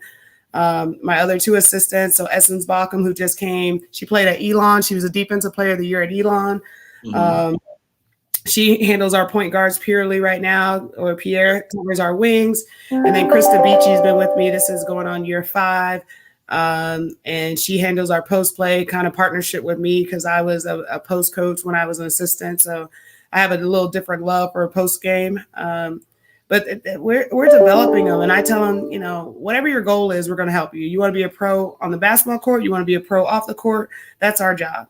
From 18 to 22-year-olds, we're promising you to, change your life. So then when this ball stops bouncing, or if you want the ball to bounce a little bit further, you're going to be ready either way to go. You tell us what you want. That's our job, is to develop it. So I think coaches have to take it more personal, that sometimes that means developing it where it doesn't benefit you. It's not, kids going on and doing something else professionally, which is just as big of a win for me as a kid going on and playing professional. But we've had about 6 kids that have gone on and played overseas. And that's big to go with the Furman educational program. I mean, that's almost what every parent would want right there. I mean, man, you're sending kids, okay, you want to go overseas? We have 6 kids, let's win. Right. Our education is second to none on an Ivy League level. I mean, what are we talking here? I mean, for somebody not to say, I'm not going to take it into consideration, is crazy. Now, I do want to say one thing, and I don't want to embarrass you in front of everybody. Oh, my gosh. I got to give you credit. Your fashion game is next level. I was like, are we coaching or are we going down the runway? Listen, David, I got to win something every game. I got to win. I don't know what the result's going to be, but I know I'm going to take that sideline and I'm going to win a battle. And that takes a lot. And just to let you know, that takes a lot for me to see. I was like, yo, she is rocking her gear on the sidelines. I'm like, I was like, she's spending a good little penny on or their wardrobe. You know what's crazy? My husband's worse. I'm going to call him out. He's worse than me. We have a little problem between the two of us with shoes and clothes. But you know the big thing about it, David, I know a lot of coaches, and I'm not judging anyone. It's just what works for me and other, but I think it's really important that our girls and our women see what professionalism looks like when you go to work. Yes. You know, and that's a great point. Like, you know, I think I have to, I tell their parents, I'm going to take care of them from 18 to 22. I'm going to see, I have to be a role model. I have to accept that role. And I can't come to a game and telling them, especially during COVID, hey, everything is normal. Let's fight through. Let's do this. And then I come to a game looking like I just came to practice, you know? So I got it. And my team would literally probably at this point, if I even wanted to change, they would probably, what are you doing if I came in there with some tennis shoes on? They're like, no, you go get your heels on and get your dress and your skirt. And this is not you. This is not what you do. But and to be honest, you stand out. I mean, you stand out like, and again, it's no disrespect to any coach. Everybody has their own style, but your style stands out. I mean, yes, we talk, but once I saw you on the court, I was like, hey, are we? Yeah, we coaching, or are we? What are we doing? Are we going to church here? Yeah, every time. But I think the big thing for me is, like I said, like it's funny because it kind of goes back even further. Like when I got into, I was pre-med, so I was that Furman kid. I had a great career. I ended up playing overseas, and then when I came back home, I was supposed to go to Russia, and I was like, you know what? Russia does not sound appealing at all to me. I'm too cold, and it was Russia. And I was like, Black female Russia, that just didn't sound right. So I got out of it to go back and get my hours for med school and our PA school. I was kind of wrestling which direction I wanted to go to. And that's when I started becoming an AAU coach, and I coached Fairfax Stars. And that team was when you love, that's when we used to have a national championship, you know, and AAU, and you go to Florida and go to nationals. You go to end like you had regionals and states, and it was that tier that has gotten lost, unfortunately. But during that time, So Tim Taylor, who's the head coach at Navy for women's basketball, he was my assistant in college, and he's like, "You need to coach," and I was like, "Nah, I'm good." He's like, "No, you need to coach," and there's an opening at Bucknell. So I was like, "Coach, I'm good," and you know, I'm trying to get my med school thing done. He's like, "Just take the interview and see if you like it." So lo and behold, I took the interview, got the job. I told my mom, I said, "Hey, Mom, you know, I'm gonna try college coaching and see what it feels like." And she's disappointed. Like still to this day, she thinks I have a chance going back to med school. It's not happening. I tell her that the dream is over. But the funny thing she said, she was like, "God, are you sure?" And I was like, "Yeah." And she's like, "Okay, well, just don't dress like a coach." I said, "What does that mean?" just don't dress like a coach. And so that has stuck with me all the way. This is year 18 as being a college coach. And I need to do it for my mama. She's Queen Diva, and I just can't dress. I don't know what that means still, but I guess I don't dress like a coach. So, but that's your style, though. And I respect that 100%. That's your style. And like I said, it just caught me off guard when I was looking. I said, and when I first saw it, I was like, okay, maybe it's just one game. It was a special occasion or something. But yes, you're right. No, I mean, all time. Anybody, if they have a clothing or they're selling clothes or making clothes and you want somebody to rock them, yes. Come on. I welcome the opportunity. Definitely. And you look like that person that would definitely be supporting somebody's wardrobe that's getting into the business. I'll help you with some branding all day long. And that's the way I saw it when I saw it. I said, right. Well, the crazy thing about it, people are like, "You're always dressed up." You see me right now. I got on some Jordans and some sweatpants and a WNBA hoodie. This is what I literally look like all the time. But people just see the games and like recruiting. I might wear some wedges and everybody's like, "Oh my God, you're done." I'm wearing jeans. It's not that. I just be me, and I take my personality, and anytime I get a chance to put on some normal clothes, because I literally wear sweats 6 to 7 days a week. So that's yeah.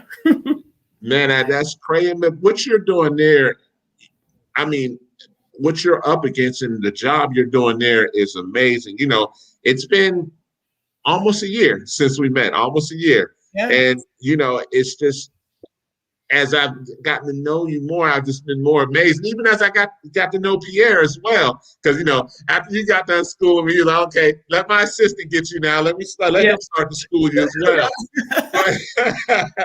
but I definitely hats off to you. And anytime once I meet the requirements for what you're looking for, that's when I got somebody for you. That's right. And one of the other things I just wanted to touch, anybody that's out here, I mean, Ivy Leagues are amazing opportunities. Do not get me wrong. I've had Ivies on the show. I've had high caliber D3s on the show. Please don't discount Furman, please. I mean, because Furman, you guys are only 2 hours from Atlanta, number one. Right. And then number two, but sometimes I feel like you guys get overlooked sometimes, even being 2 hours away. And I'm like, this is an awesome opportunity for somebody to take advantage of. And man, I'm at a loss for words for, what a degree from Furman can do for you. And if you're trying to go next level, because we've never talked about that. I never asked. I was just so busy, like, oh my gosh, I got to find the right person. But it makes it even easier because now I feel like I can walk to shoe teams and say, hey, you need to look at Furman. You need to. And, because it's always been, if it was going to be high academic, oh, they're going Ivy, And let me ask this as well. And now that I'm thinking about it, how early do you recruit? Yeah, so I'm a little bit different. My assistants are going early. I hate looking at real young kids because I think it's so hard to gauge. I agree. Their development, and that's the thing during COVID. God bless it. If somebody sent me another 2026, I said 2026. Yeah. And my daughters are 9 and 7, and I keep thinking it's my daughter's a 2030. So you're sending me someone who's 4 years older than my oldest. So I will look I've looked at some 22s. I try to stay one class ahead so I can devote my attention. I don't shy away from two things. I, as the head coach, devote my attention to my current team and probably the next class. And it's a little bit harder now with COVID because when I go out recruiting, then I can look at maybe 2 classes ahead, get an idea what someone looks like, so that I can communicate with them when I need to. But really, when I'm trying to focus on that next class, I feel like that gives me the best opportunity to call those kids, really develop a relationship. My list is really, really small. And it's not a slack on another kid because a lot of those kids that I'm not calling early on, those are the late signees. The kid that I talked about, Tiara Hodges, late signee, Selena Sanborn, late signee, so I typically devote my attention, current team, maybe 1 or class ahead, maybe 2. My assistants go 3 or 4 classes ahead. Wow. And unfortunately, as I started to get more on the women's side, I saw that was the law of the land, basically the 8th. The 9th, and starting to get offers at that time. I was like, whoa, this is different here. And it's the norm for, like you said, but I'm kind of with you on that one. I kind of look at it like 22, 23 on up. Yes, absolutely. 23 is a stretch for me. Wow. Okay. Well, only because, and like I said, I have 5 23s on the top of my head just because from coaches communicating and keeping it, because we do have to develop. The thing about being a mid-major, you have to develop relationships as early as possible with kids, because if you don't, they get blinded by Power 5, big name. And then sometimes those are schools that are coming. And by that time, I've really developed a relationship with other kids, and they kind of gotten lost in the shuffle. So I think you hit on it. Not only is school like Furman, sometimes we're overlooked. It's any mid-major because it's all just glamour and, Power 5. And you got to go Power 5. And that's what we wrestled with when I was at James Madison, and that we try to bring to Furman. Sometimes I just want a fish that's going to make a big splash in a small pond. And so those are the kids we try to go after that want to be program changers, but don't just want to go somewhere and be in the bottom of a Power 5 league. Or somebody who barely gets on the bench, but then mommy and daddy can say, "Oh, my baby's at such and such school." I agree. I sent them to here, but their kids ain't playing. So Like that's probably right now, honestly, our biggest thing is not even so much we've developed great relationships with the kids, but then it's for us, the AAU coaches and the parents are like, oh, but I want to be able to brag that my baby's here, and so sometimes we're not the sexy brag is what I talk about. We're not that school that's like, ooh. Now academically, what I tell you is you're gonna get that ooh when you graduate and when you get making all that money.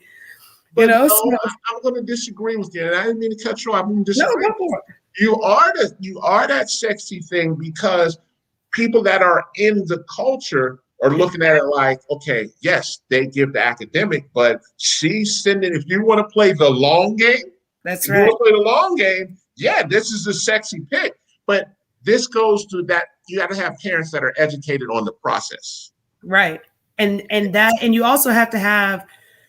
You got to find that AAU coach, that high school coach. Like we have amazing parents. Not every coach, because I don't mess around with parents. I don't do all that. I got to get your kids ready for life after, So my parents don't call me. They don't do that. But I set that tone really, really early. And the same thing, I set that tone with our kids. And then AAU coaches, I think I'm pretty well known for, are you offering her? It's like, have I met her? I said, did you propose to your wife without meeting your wife? Like, so obviously COVID's a little bit different, but I'm not that coach, and I've lost kids because of it, but so be it. But I'm not going to see you one time and call you and offer you, because there's nothing more miserable for a coach is to coach some kids that are bad apples, don't mix, or come and ruin your culture, kill the root of your tree that you're trying to bear fruit on. And I had to learn that early in my head coaching career. I look at some kids, I'm like, she can play, but I knew nothing about them. And then they came into my program and they were poisoning our tree, So now you gonna offer? Yeah. As soon as I meet her, I talk to her, learn something more, check her social media, check her parents' social media. It's pretty borderline stalk you. I'm sorry, and I'm going to stop you. I need you to repeat that, please. What you just said. Oh, yeah. No, I borderline stalk you. Absolutely. And you check social media. Yes. You check social media. Parents and kids. Yes. You just heard her. Yes. She checks social media, and that will affect whether you offer them, correct? Oh, absolutely. And I have pulled offers. Okay, not pulled, but just this kid's not right based off of their social media. Exactly. And here's the funny thing. I also have done the same, because I will see their parents in the stands, or I'll see their parents' social media. And so one of the worst things you can do as a parent is complain about your kid's high school coach or AAU coach on social media. Because you're going to do the same thing to me. And I'm not dealing with all. So we check parents' social media. We check kids' social media, all platforms. We borderline stalk you. It's the same thing. When I'm hiring, I borderline stalk anyone I'm hiring, because I got to make sure that culture-wise you fit. Definitely. And that right there is the biggest gem you could have gave tonight, because people don't understand how serious this is. And like we just said earlier, you are giving somebody $300,000. So you want to have all your I's dotted and all your T's crossed. If you're giving them $300,000, I mean, that's basically what it amounts to. And you're not going to bring, like you said, you don't want to bring a cancer in. And they feel the whole atmosphere of what you build. No, absolutely not. Absolutely not. Listen, Coach Carson, we could talk for the next 2 hours. You already know that. But please believe this will not be the last time you'll be on the show. Please. I can't wait. I totally appreciate you moving some stuff around and make it happen. Like, this has been crazy. COVID is crazy. And so I'm so glad I could get going, and I appreciate you inviting me. I appreciate you as well. And I'm going to get it together. I'm going to get it together at the end. Trust me, I'm going to get it for you. You're doing great. You keep it going. I said, okay, I got you. Well, again, I want to thank you for coming on the show. It's definitely been a pleasure. It will not be the last time. Tell Pierre I said what's up. I'm going to keep working with it. And keep sending us some gems. Definitely. You take care, okay? All right. Thanks for having me. All right. Bye-bye. Bye-bye. That's Coach Carson right there. Definitely what she does with that program and what she's up against to get the right player is amazing. definitely amazing. My lad stayed the best for last. This is my guy right here. This one kind of means a lot to me, man, because he embraced me when I was a new kid on the block, and he embraced me from day one. Coach Andre Gray from UNC Greensboro. What's going on, man? You're on mute. You're on mute. You guys hear me okay? Yeah, I can hear you now, man. What's going on? Oh man, just got out of practice. Still got my sweats on. I know the drill. I already know the drill, man. How you guys doing up there this year, man? Oh, wonderful, man. Actually playing really well right now. But it's college basketball, so I saw you guys are in second, correct? Right now we tied for first because Wofford just beat ETSU, so it's 4 of us. Okay. Man, like I said, you guys are doing some things now. Are you guys doing like everybody else, playing the back-to-backs? No, our conference kept our schedule traditional, but okay. But COVID has made it where we had some back-to-backs. It's almost like we wake up every morning not sure when we're going to play. We have to lead the country in rescheduled games right now. I think we have 11 total rescheduled games. So we had a situation where game got moved, game got canceled. So we ended up playing one of our conference teams back-to-back on the road just to make sure we got some games in. Wow. So are you guys just playing only conference games, or are you playing out-of-conference games as well? We're in conference play now. So everything right now will be conference until the end of the season. We actually finish up on the 27th of this month. So we got 9 games to get in over the next 27 days, 26 days. So okay. But did you play any out of conference games? Yeah, we started off in the bubble up in Louisville. Oh, okay. So you were up in the bubble. Okay.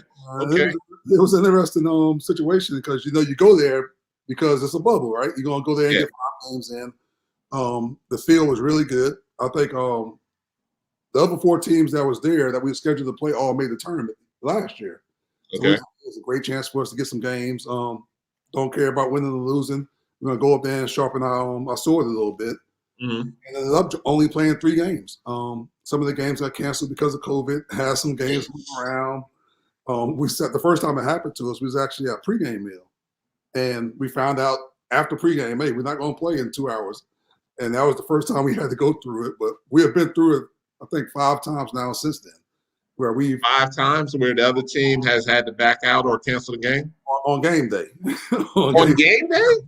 So it's been interesting, but we got a really tough group. We intentionally try to recruit guys that love to play. So they just say, we don't care who we got to play. If you put it on the schedule, coach, we're going to show up and give it our best. So it's been great. Hey, Dre, now, as you know as well as I know, Madre is a huge Louisville fan. So, he out here in the backstage talking about y'all ain't want that smoke. Y'all was running. They was the ones. We supposed to have played them our last day there. And they had to drop. They had to shut down that night. Had some positive tests, so they couldn't play the game. So we was a little upset about that one because we was. Hey man, don't worry about it, man. That's typical Louisville, man. I'm a Pitt fan, so that's typical Louisville. They do a lot of stuff like that, little slides, little slick stuff. You know what I mean? Yeah, they saw our stuff. Said, "No, we don't want to play those guys, man. We'll see them in the tournament." So. But so tell me about the squad you got for this year, man. So how many seniors you have this year? We got a unique team in college basketball. We only have 1 senior on the roster. The kid from Georgia, Isaiah Miller. Yeah. Okay. He's the reigning player of the year in the conference. Been the defense player in the conference the last 2 years. So he's back for his senior year this year. He flirted around with NBA stuff last. Man, I was getting ready to say, man, he got some pro potential.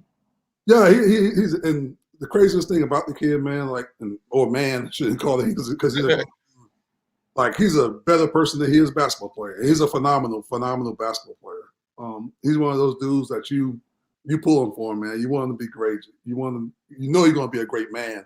You just want him to have some real success in life and get to live some of the finer things. So Coach, now here's where it gets funny. Would another year help him? Or is it time for him to go see what he can do? That's not really my call. That's like his family call. He got to do his best for himself and his family. We're preparing for him to leave. It's probably time for him to leave, to be honest with you. He has done a lot for our program and has had a great career. If he got a chance to change his life and help his family change their lives, why not? Don't block his blessing. Like don't block his blessing for us. So we'll send him on his way with blessings. I just look at it like, is it a situation if he's going to be fringe getting drafted, would that extra year put him over the top, or or is he going to go overseas? And like you said, it's just whatever's best for him and his family.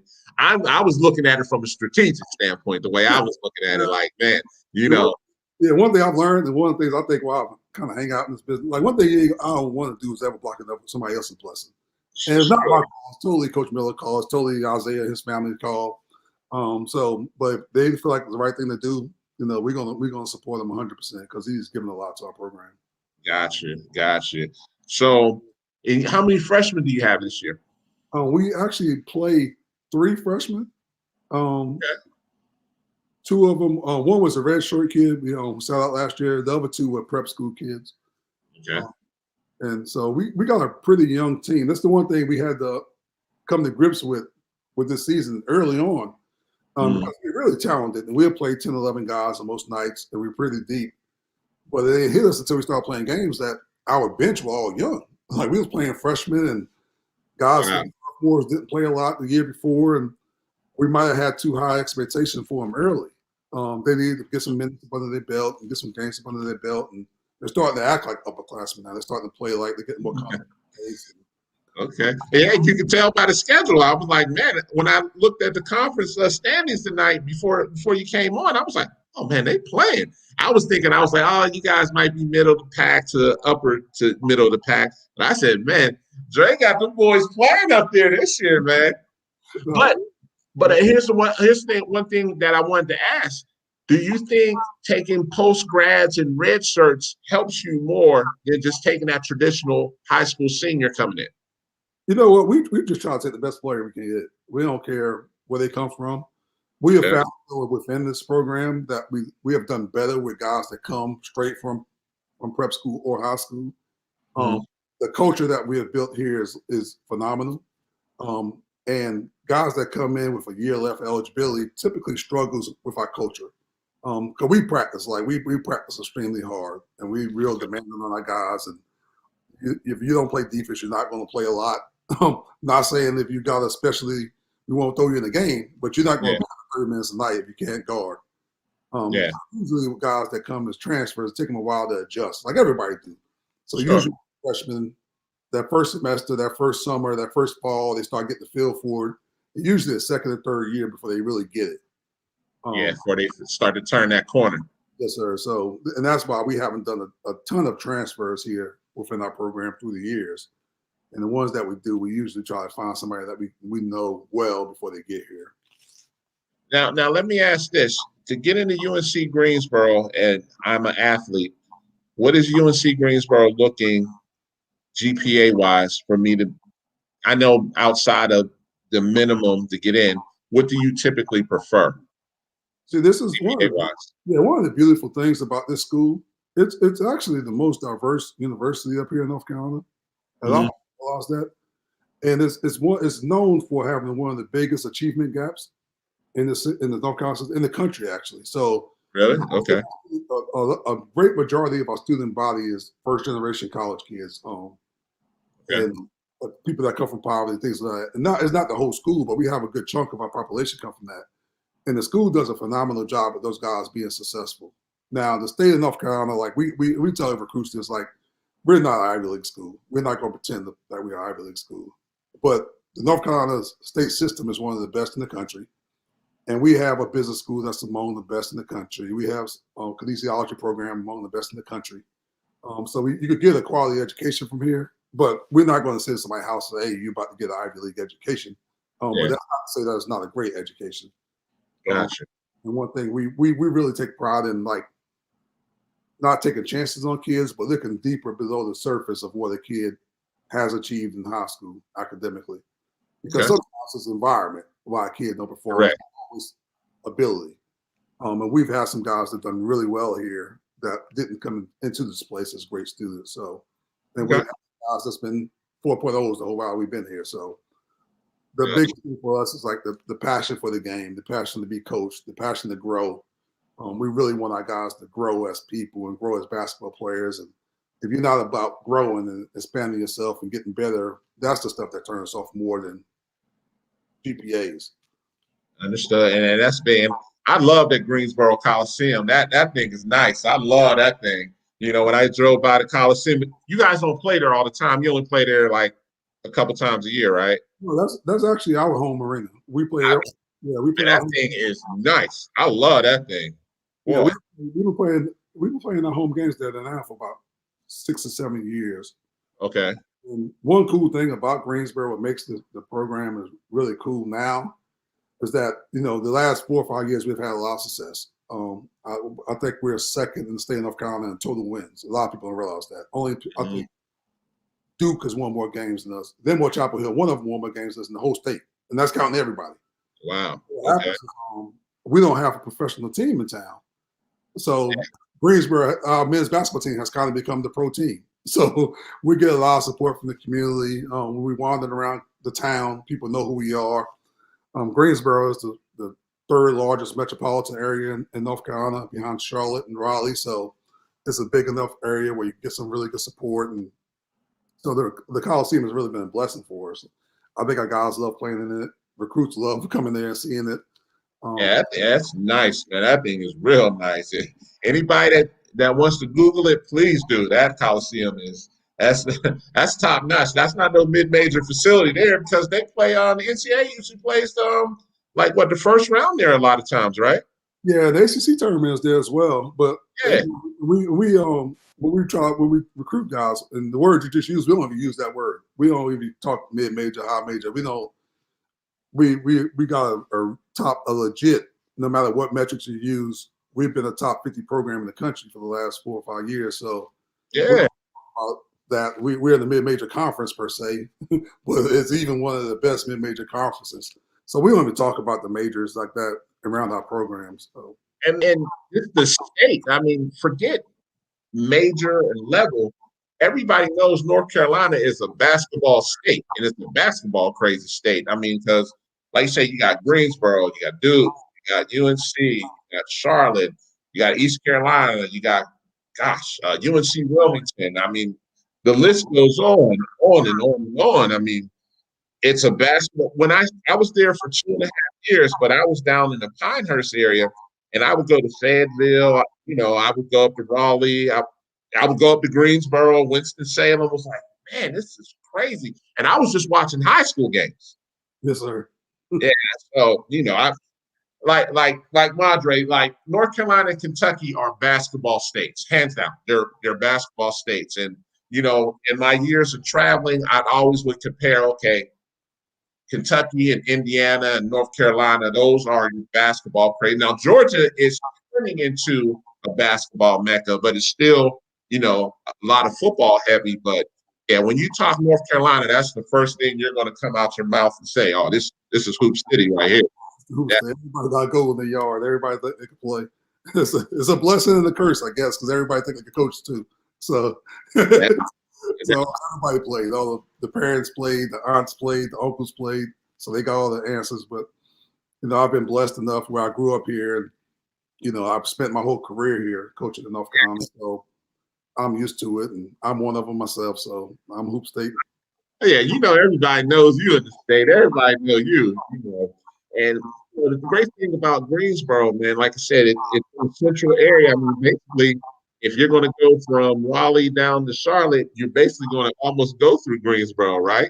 You'll come right through here. And one of the cool things about the area, and one of the things we have to be careful with recruiting is because what you just said, we're located right square in the middle of Raleigh and Charlotte. Mm-hmm. There's also 11 colleges within a 30-minute radius. Yeah. Yes, that's where you're at. I mean, it's what Winston-Salem, A&T, Greensboro, and those are just like your D1s. There's what the D2s and D3s that are in that area too, right? Wake Forest is in the area. You know, Elon's right down the road. High Point. Yeah. So it's a real cool spot, and they really, like you said, they love their basketball all over the state. But the cool thing about this area in particular is that we don't have to compete for attention with anybody else. Oh no, not at all. In Charlotte, you got to compete with the Hornets and the Panthers, and we Yeah. got to compete with the Capitals and all the different schools there. But here we get to kind of be the show, which is something I really like. Yeah, and I like it too, man. So, are you going to give your seniors that extra year, or outside of your pro potential senior, are they going to come back next year? We only have one other senior on our roster. He actually is a transfer. He just got here for the season, and we've given them guys the option of coming back another year. Okay. One school has supported it because everybody get the year back anyway. Yeah. Mm-hmm. So we allowing those guys if they want to come back to come back. We anticipate to have most of our roster back next year, but this is college basketball again. But yeah. One of the biggest things that we all learn if you're going to be successful in this business is that recruiting is huge, but you better recruit the guys you got. Yeah, that's true. Those are your number one recruits. So we try to do a great job with our current guys, and hopefully, and by doing that, we'll get most of our guys back, if not all of them, that wants to come back. So, and that's really going to affect your recruiting for 22 and 20 or 21 and 22 then, because you're almost loaded basically.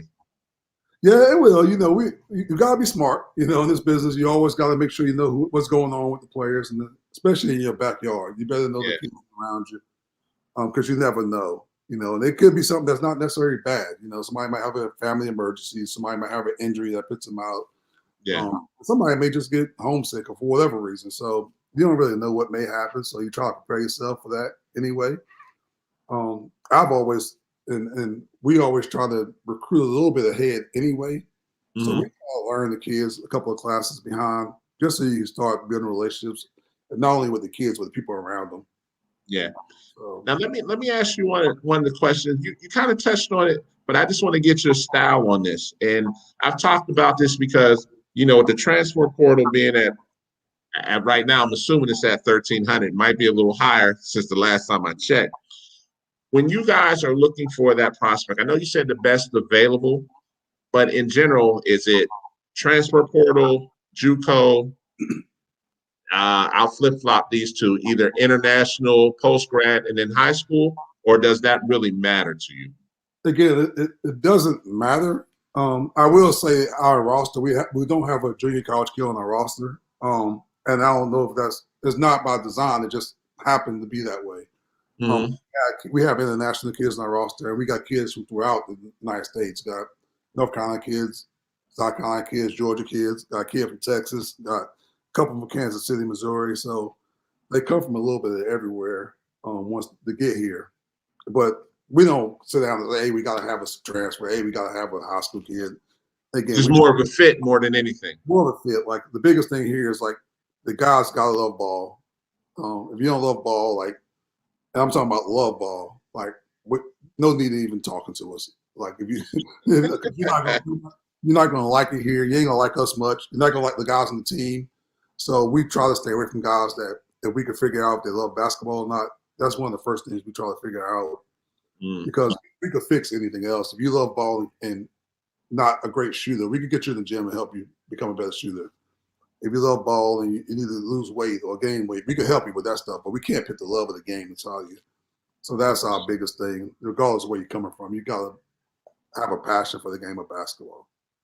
Now, one other question I got for you, man. So, and I know it's evident because you got the kid from Georgia that's going to have that opportunity. You guys are putting guys professionally, whether it be overseas, on a pretty much regular basis, right? Yes, sir. We've had the last few classes, every senior that wanted to play after they left here has gone on and played, which is kind of, and again, but that goes back to kind of our recruiting philosophy too, right? We want you to we want guys that want to play after this, and we can't promise you that. Yeah. But if you're serious about wanting to play after this, that means you're gonna get in the gym. You want that tenacity. Get in the gym, you're gonna work to get better. And if you're not in the gym, you can't talk about being a pro. And they're just let's use 7-7 or some mess. So it kind of goes hand in hand. So we try to do the best we can to help these guys after they finish. We've been blessed with some real talented guys. We got some guys that have been overseas now for a year or two that's making six figures and things like that. Nice. Like our last few classes, every guy that wanted to play after this has gone on and played, which is kind of cool. Okay, gotcha. Last question, really, from a academics perspective, what does you said UNCG has a good business program, good kinesiology program. What else sticks out for UNCG? I'm gonna do a little bit of history lesson with you as I explain this down to you. Okay. What happened? Of course, we're a state school, and we're the 5th largest school in North Carolina. We over 20,000 students, and a lot of people. Okay. So you got anything you could possibly think about majoring in, we could provide for you. But UNCG started off as a women's college. A lot of people don't realize that it was a women's college with. And so what happens is, as me and you both know, in history, there were certain majors that women majored in, prepare for life. Education, nursing, theology, and second, business. So those are our 4 pillar programs, and all those programs are elite. They are really good programs because of the tradition. They've been around forever. So those are our 4 majors. But we could any guys we want to major in. We don't push our guys towards anything in particular. So we let them major in whatever they want. So we have guys that major in finance. We had a guy that was athletic trainer.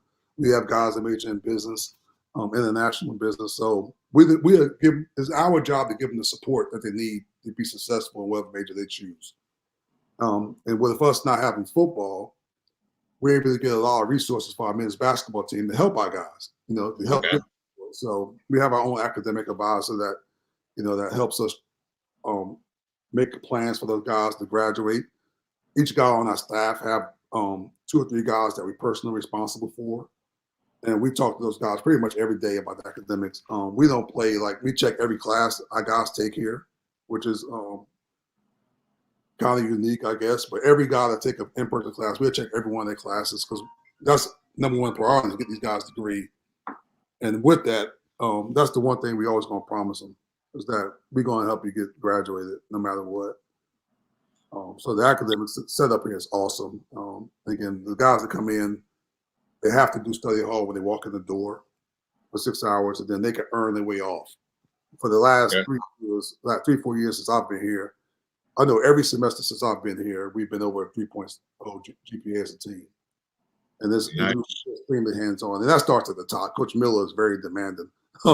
He makes sure, and that's the one thing we're going to, besides getting themselves in the gym, we're going to make sure they're doing what they got to do academically. Okay. And, like I said, UNCG, sports-wise, speaks for itself. This is just a chance to bring you on the show for people that didn't know about UNCG, the school, as well. And, like I said, from a support, listen, I'll be the first to sign off on you. People may not know that watch the show, when me and you met, man, you embraced me, man, and, I just ran with it, man. From there, once you embraced me and started putting me on to a bunch of guys, I was like, oh, it's game time now. Then I appreciate you. I definitely appreciate you big time, man. We're going to get up there once this is all over with, man. We definitely want to get up to UNCG. I got to drive in the car with Dre because he don't like to drive all the time. So, I end up being the Uber guy. But, yeah, we definitely get up there to see you, man. And I appreciate you for coming on the show, man, definitely. So, that's the whole deal with this business. Basketball is a beautiful, beautiful sport. Yeah. And the one thing, everybody called me OG for some reason because I've been around so long, I guess. But the one thing I've learned, the more you give to people, the more come back to you. Yeah. The more you give of yourself, the more come back to you. So I've always been that way. I love to help people. I want to see people be great. I'm not a person at all. If you're going to be great, we both can be great. Right.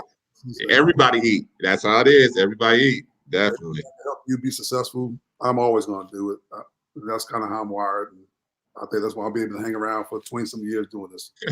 Definitely. And I mean, like I said, you reap what you sow, and you've been putting yourself out there, and you've been receiving those blessings, man. Just keep doing what you're doing, man. Definitely. We're going to wrap up the show tonight. Like I said, definitely have some quality coaches on here tonight. I want to thank Coach Gray. I definitely want to thank Coach Carson for coming on the show as well. Next week, we're going to have another good show as well, and we're going to start to get ready for the IMG Beach Blast down in Florida. Anybody want to reach out, you know how to find me. Once again, I want to thank everybody for coming on the show. Much love. Bye, Coach.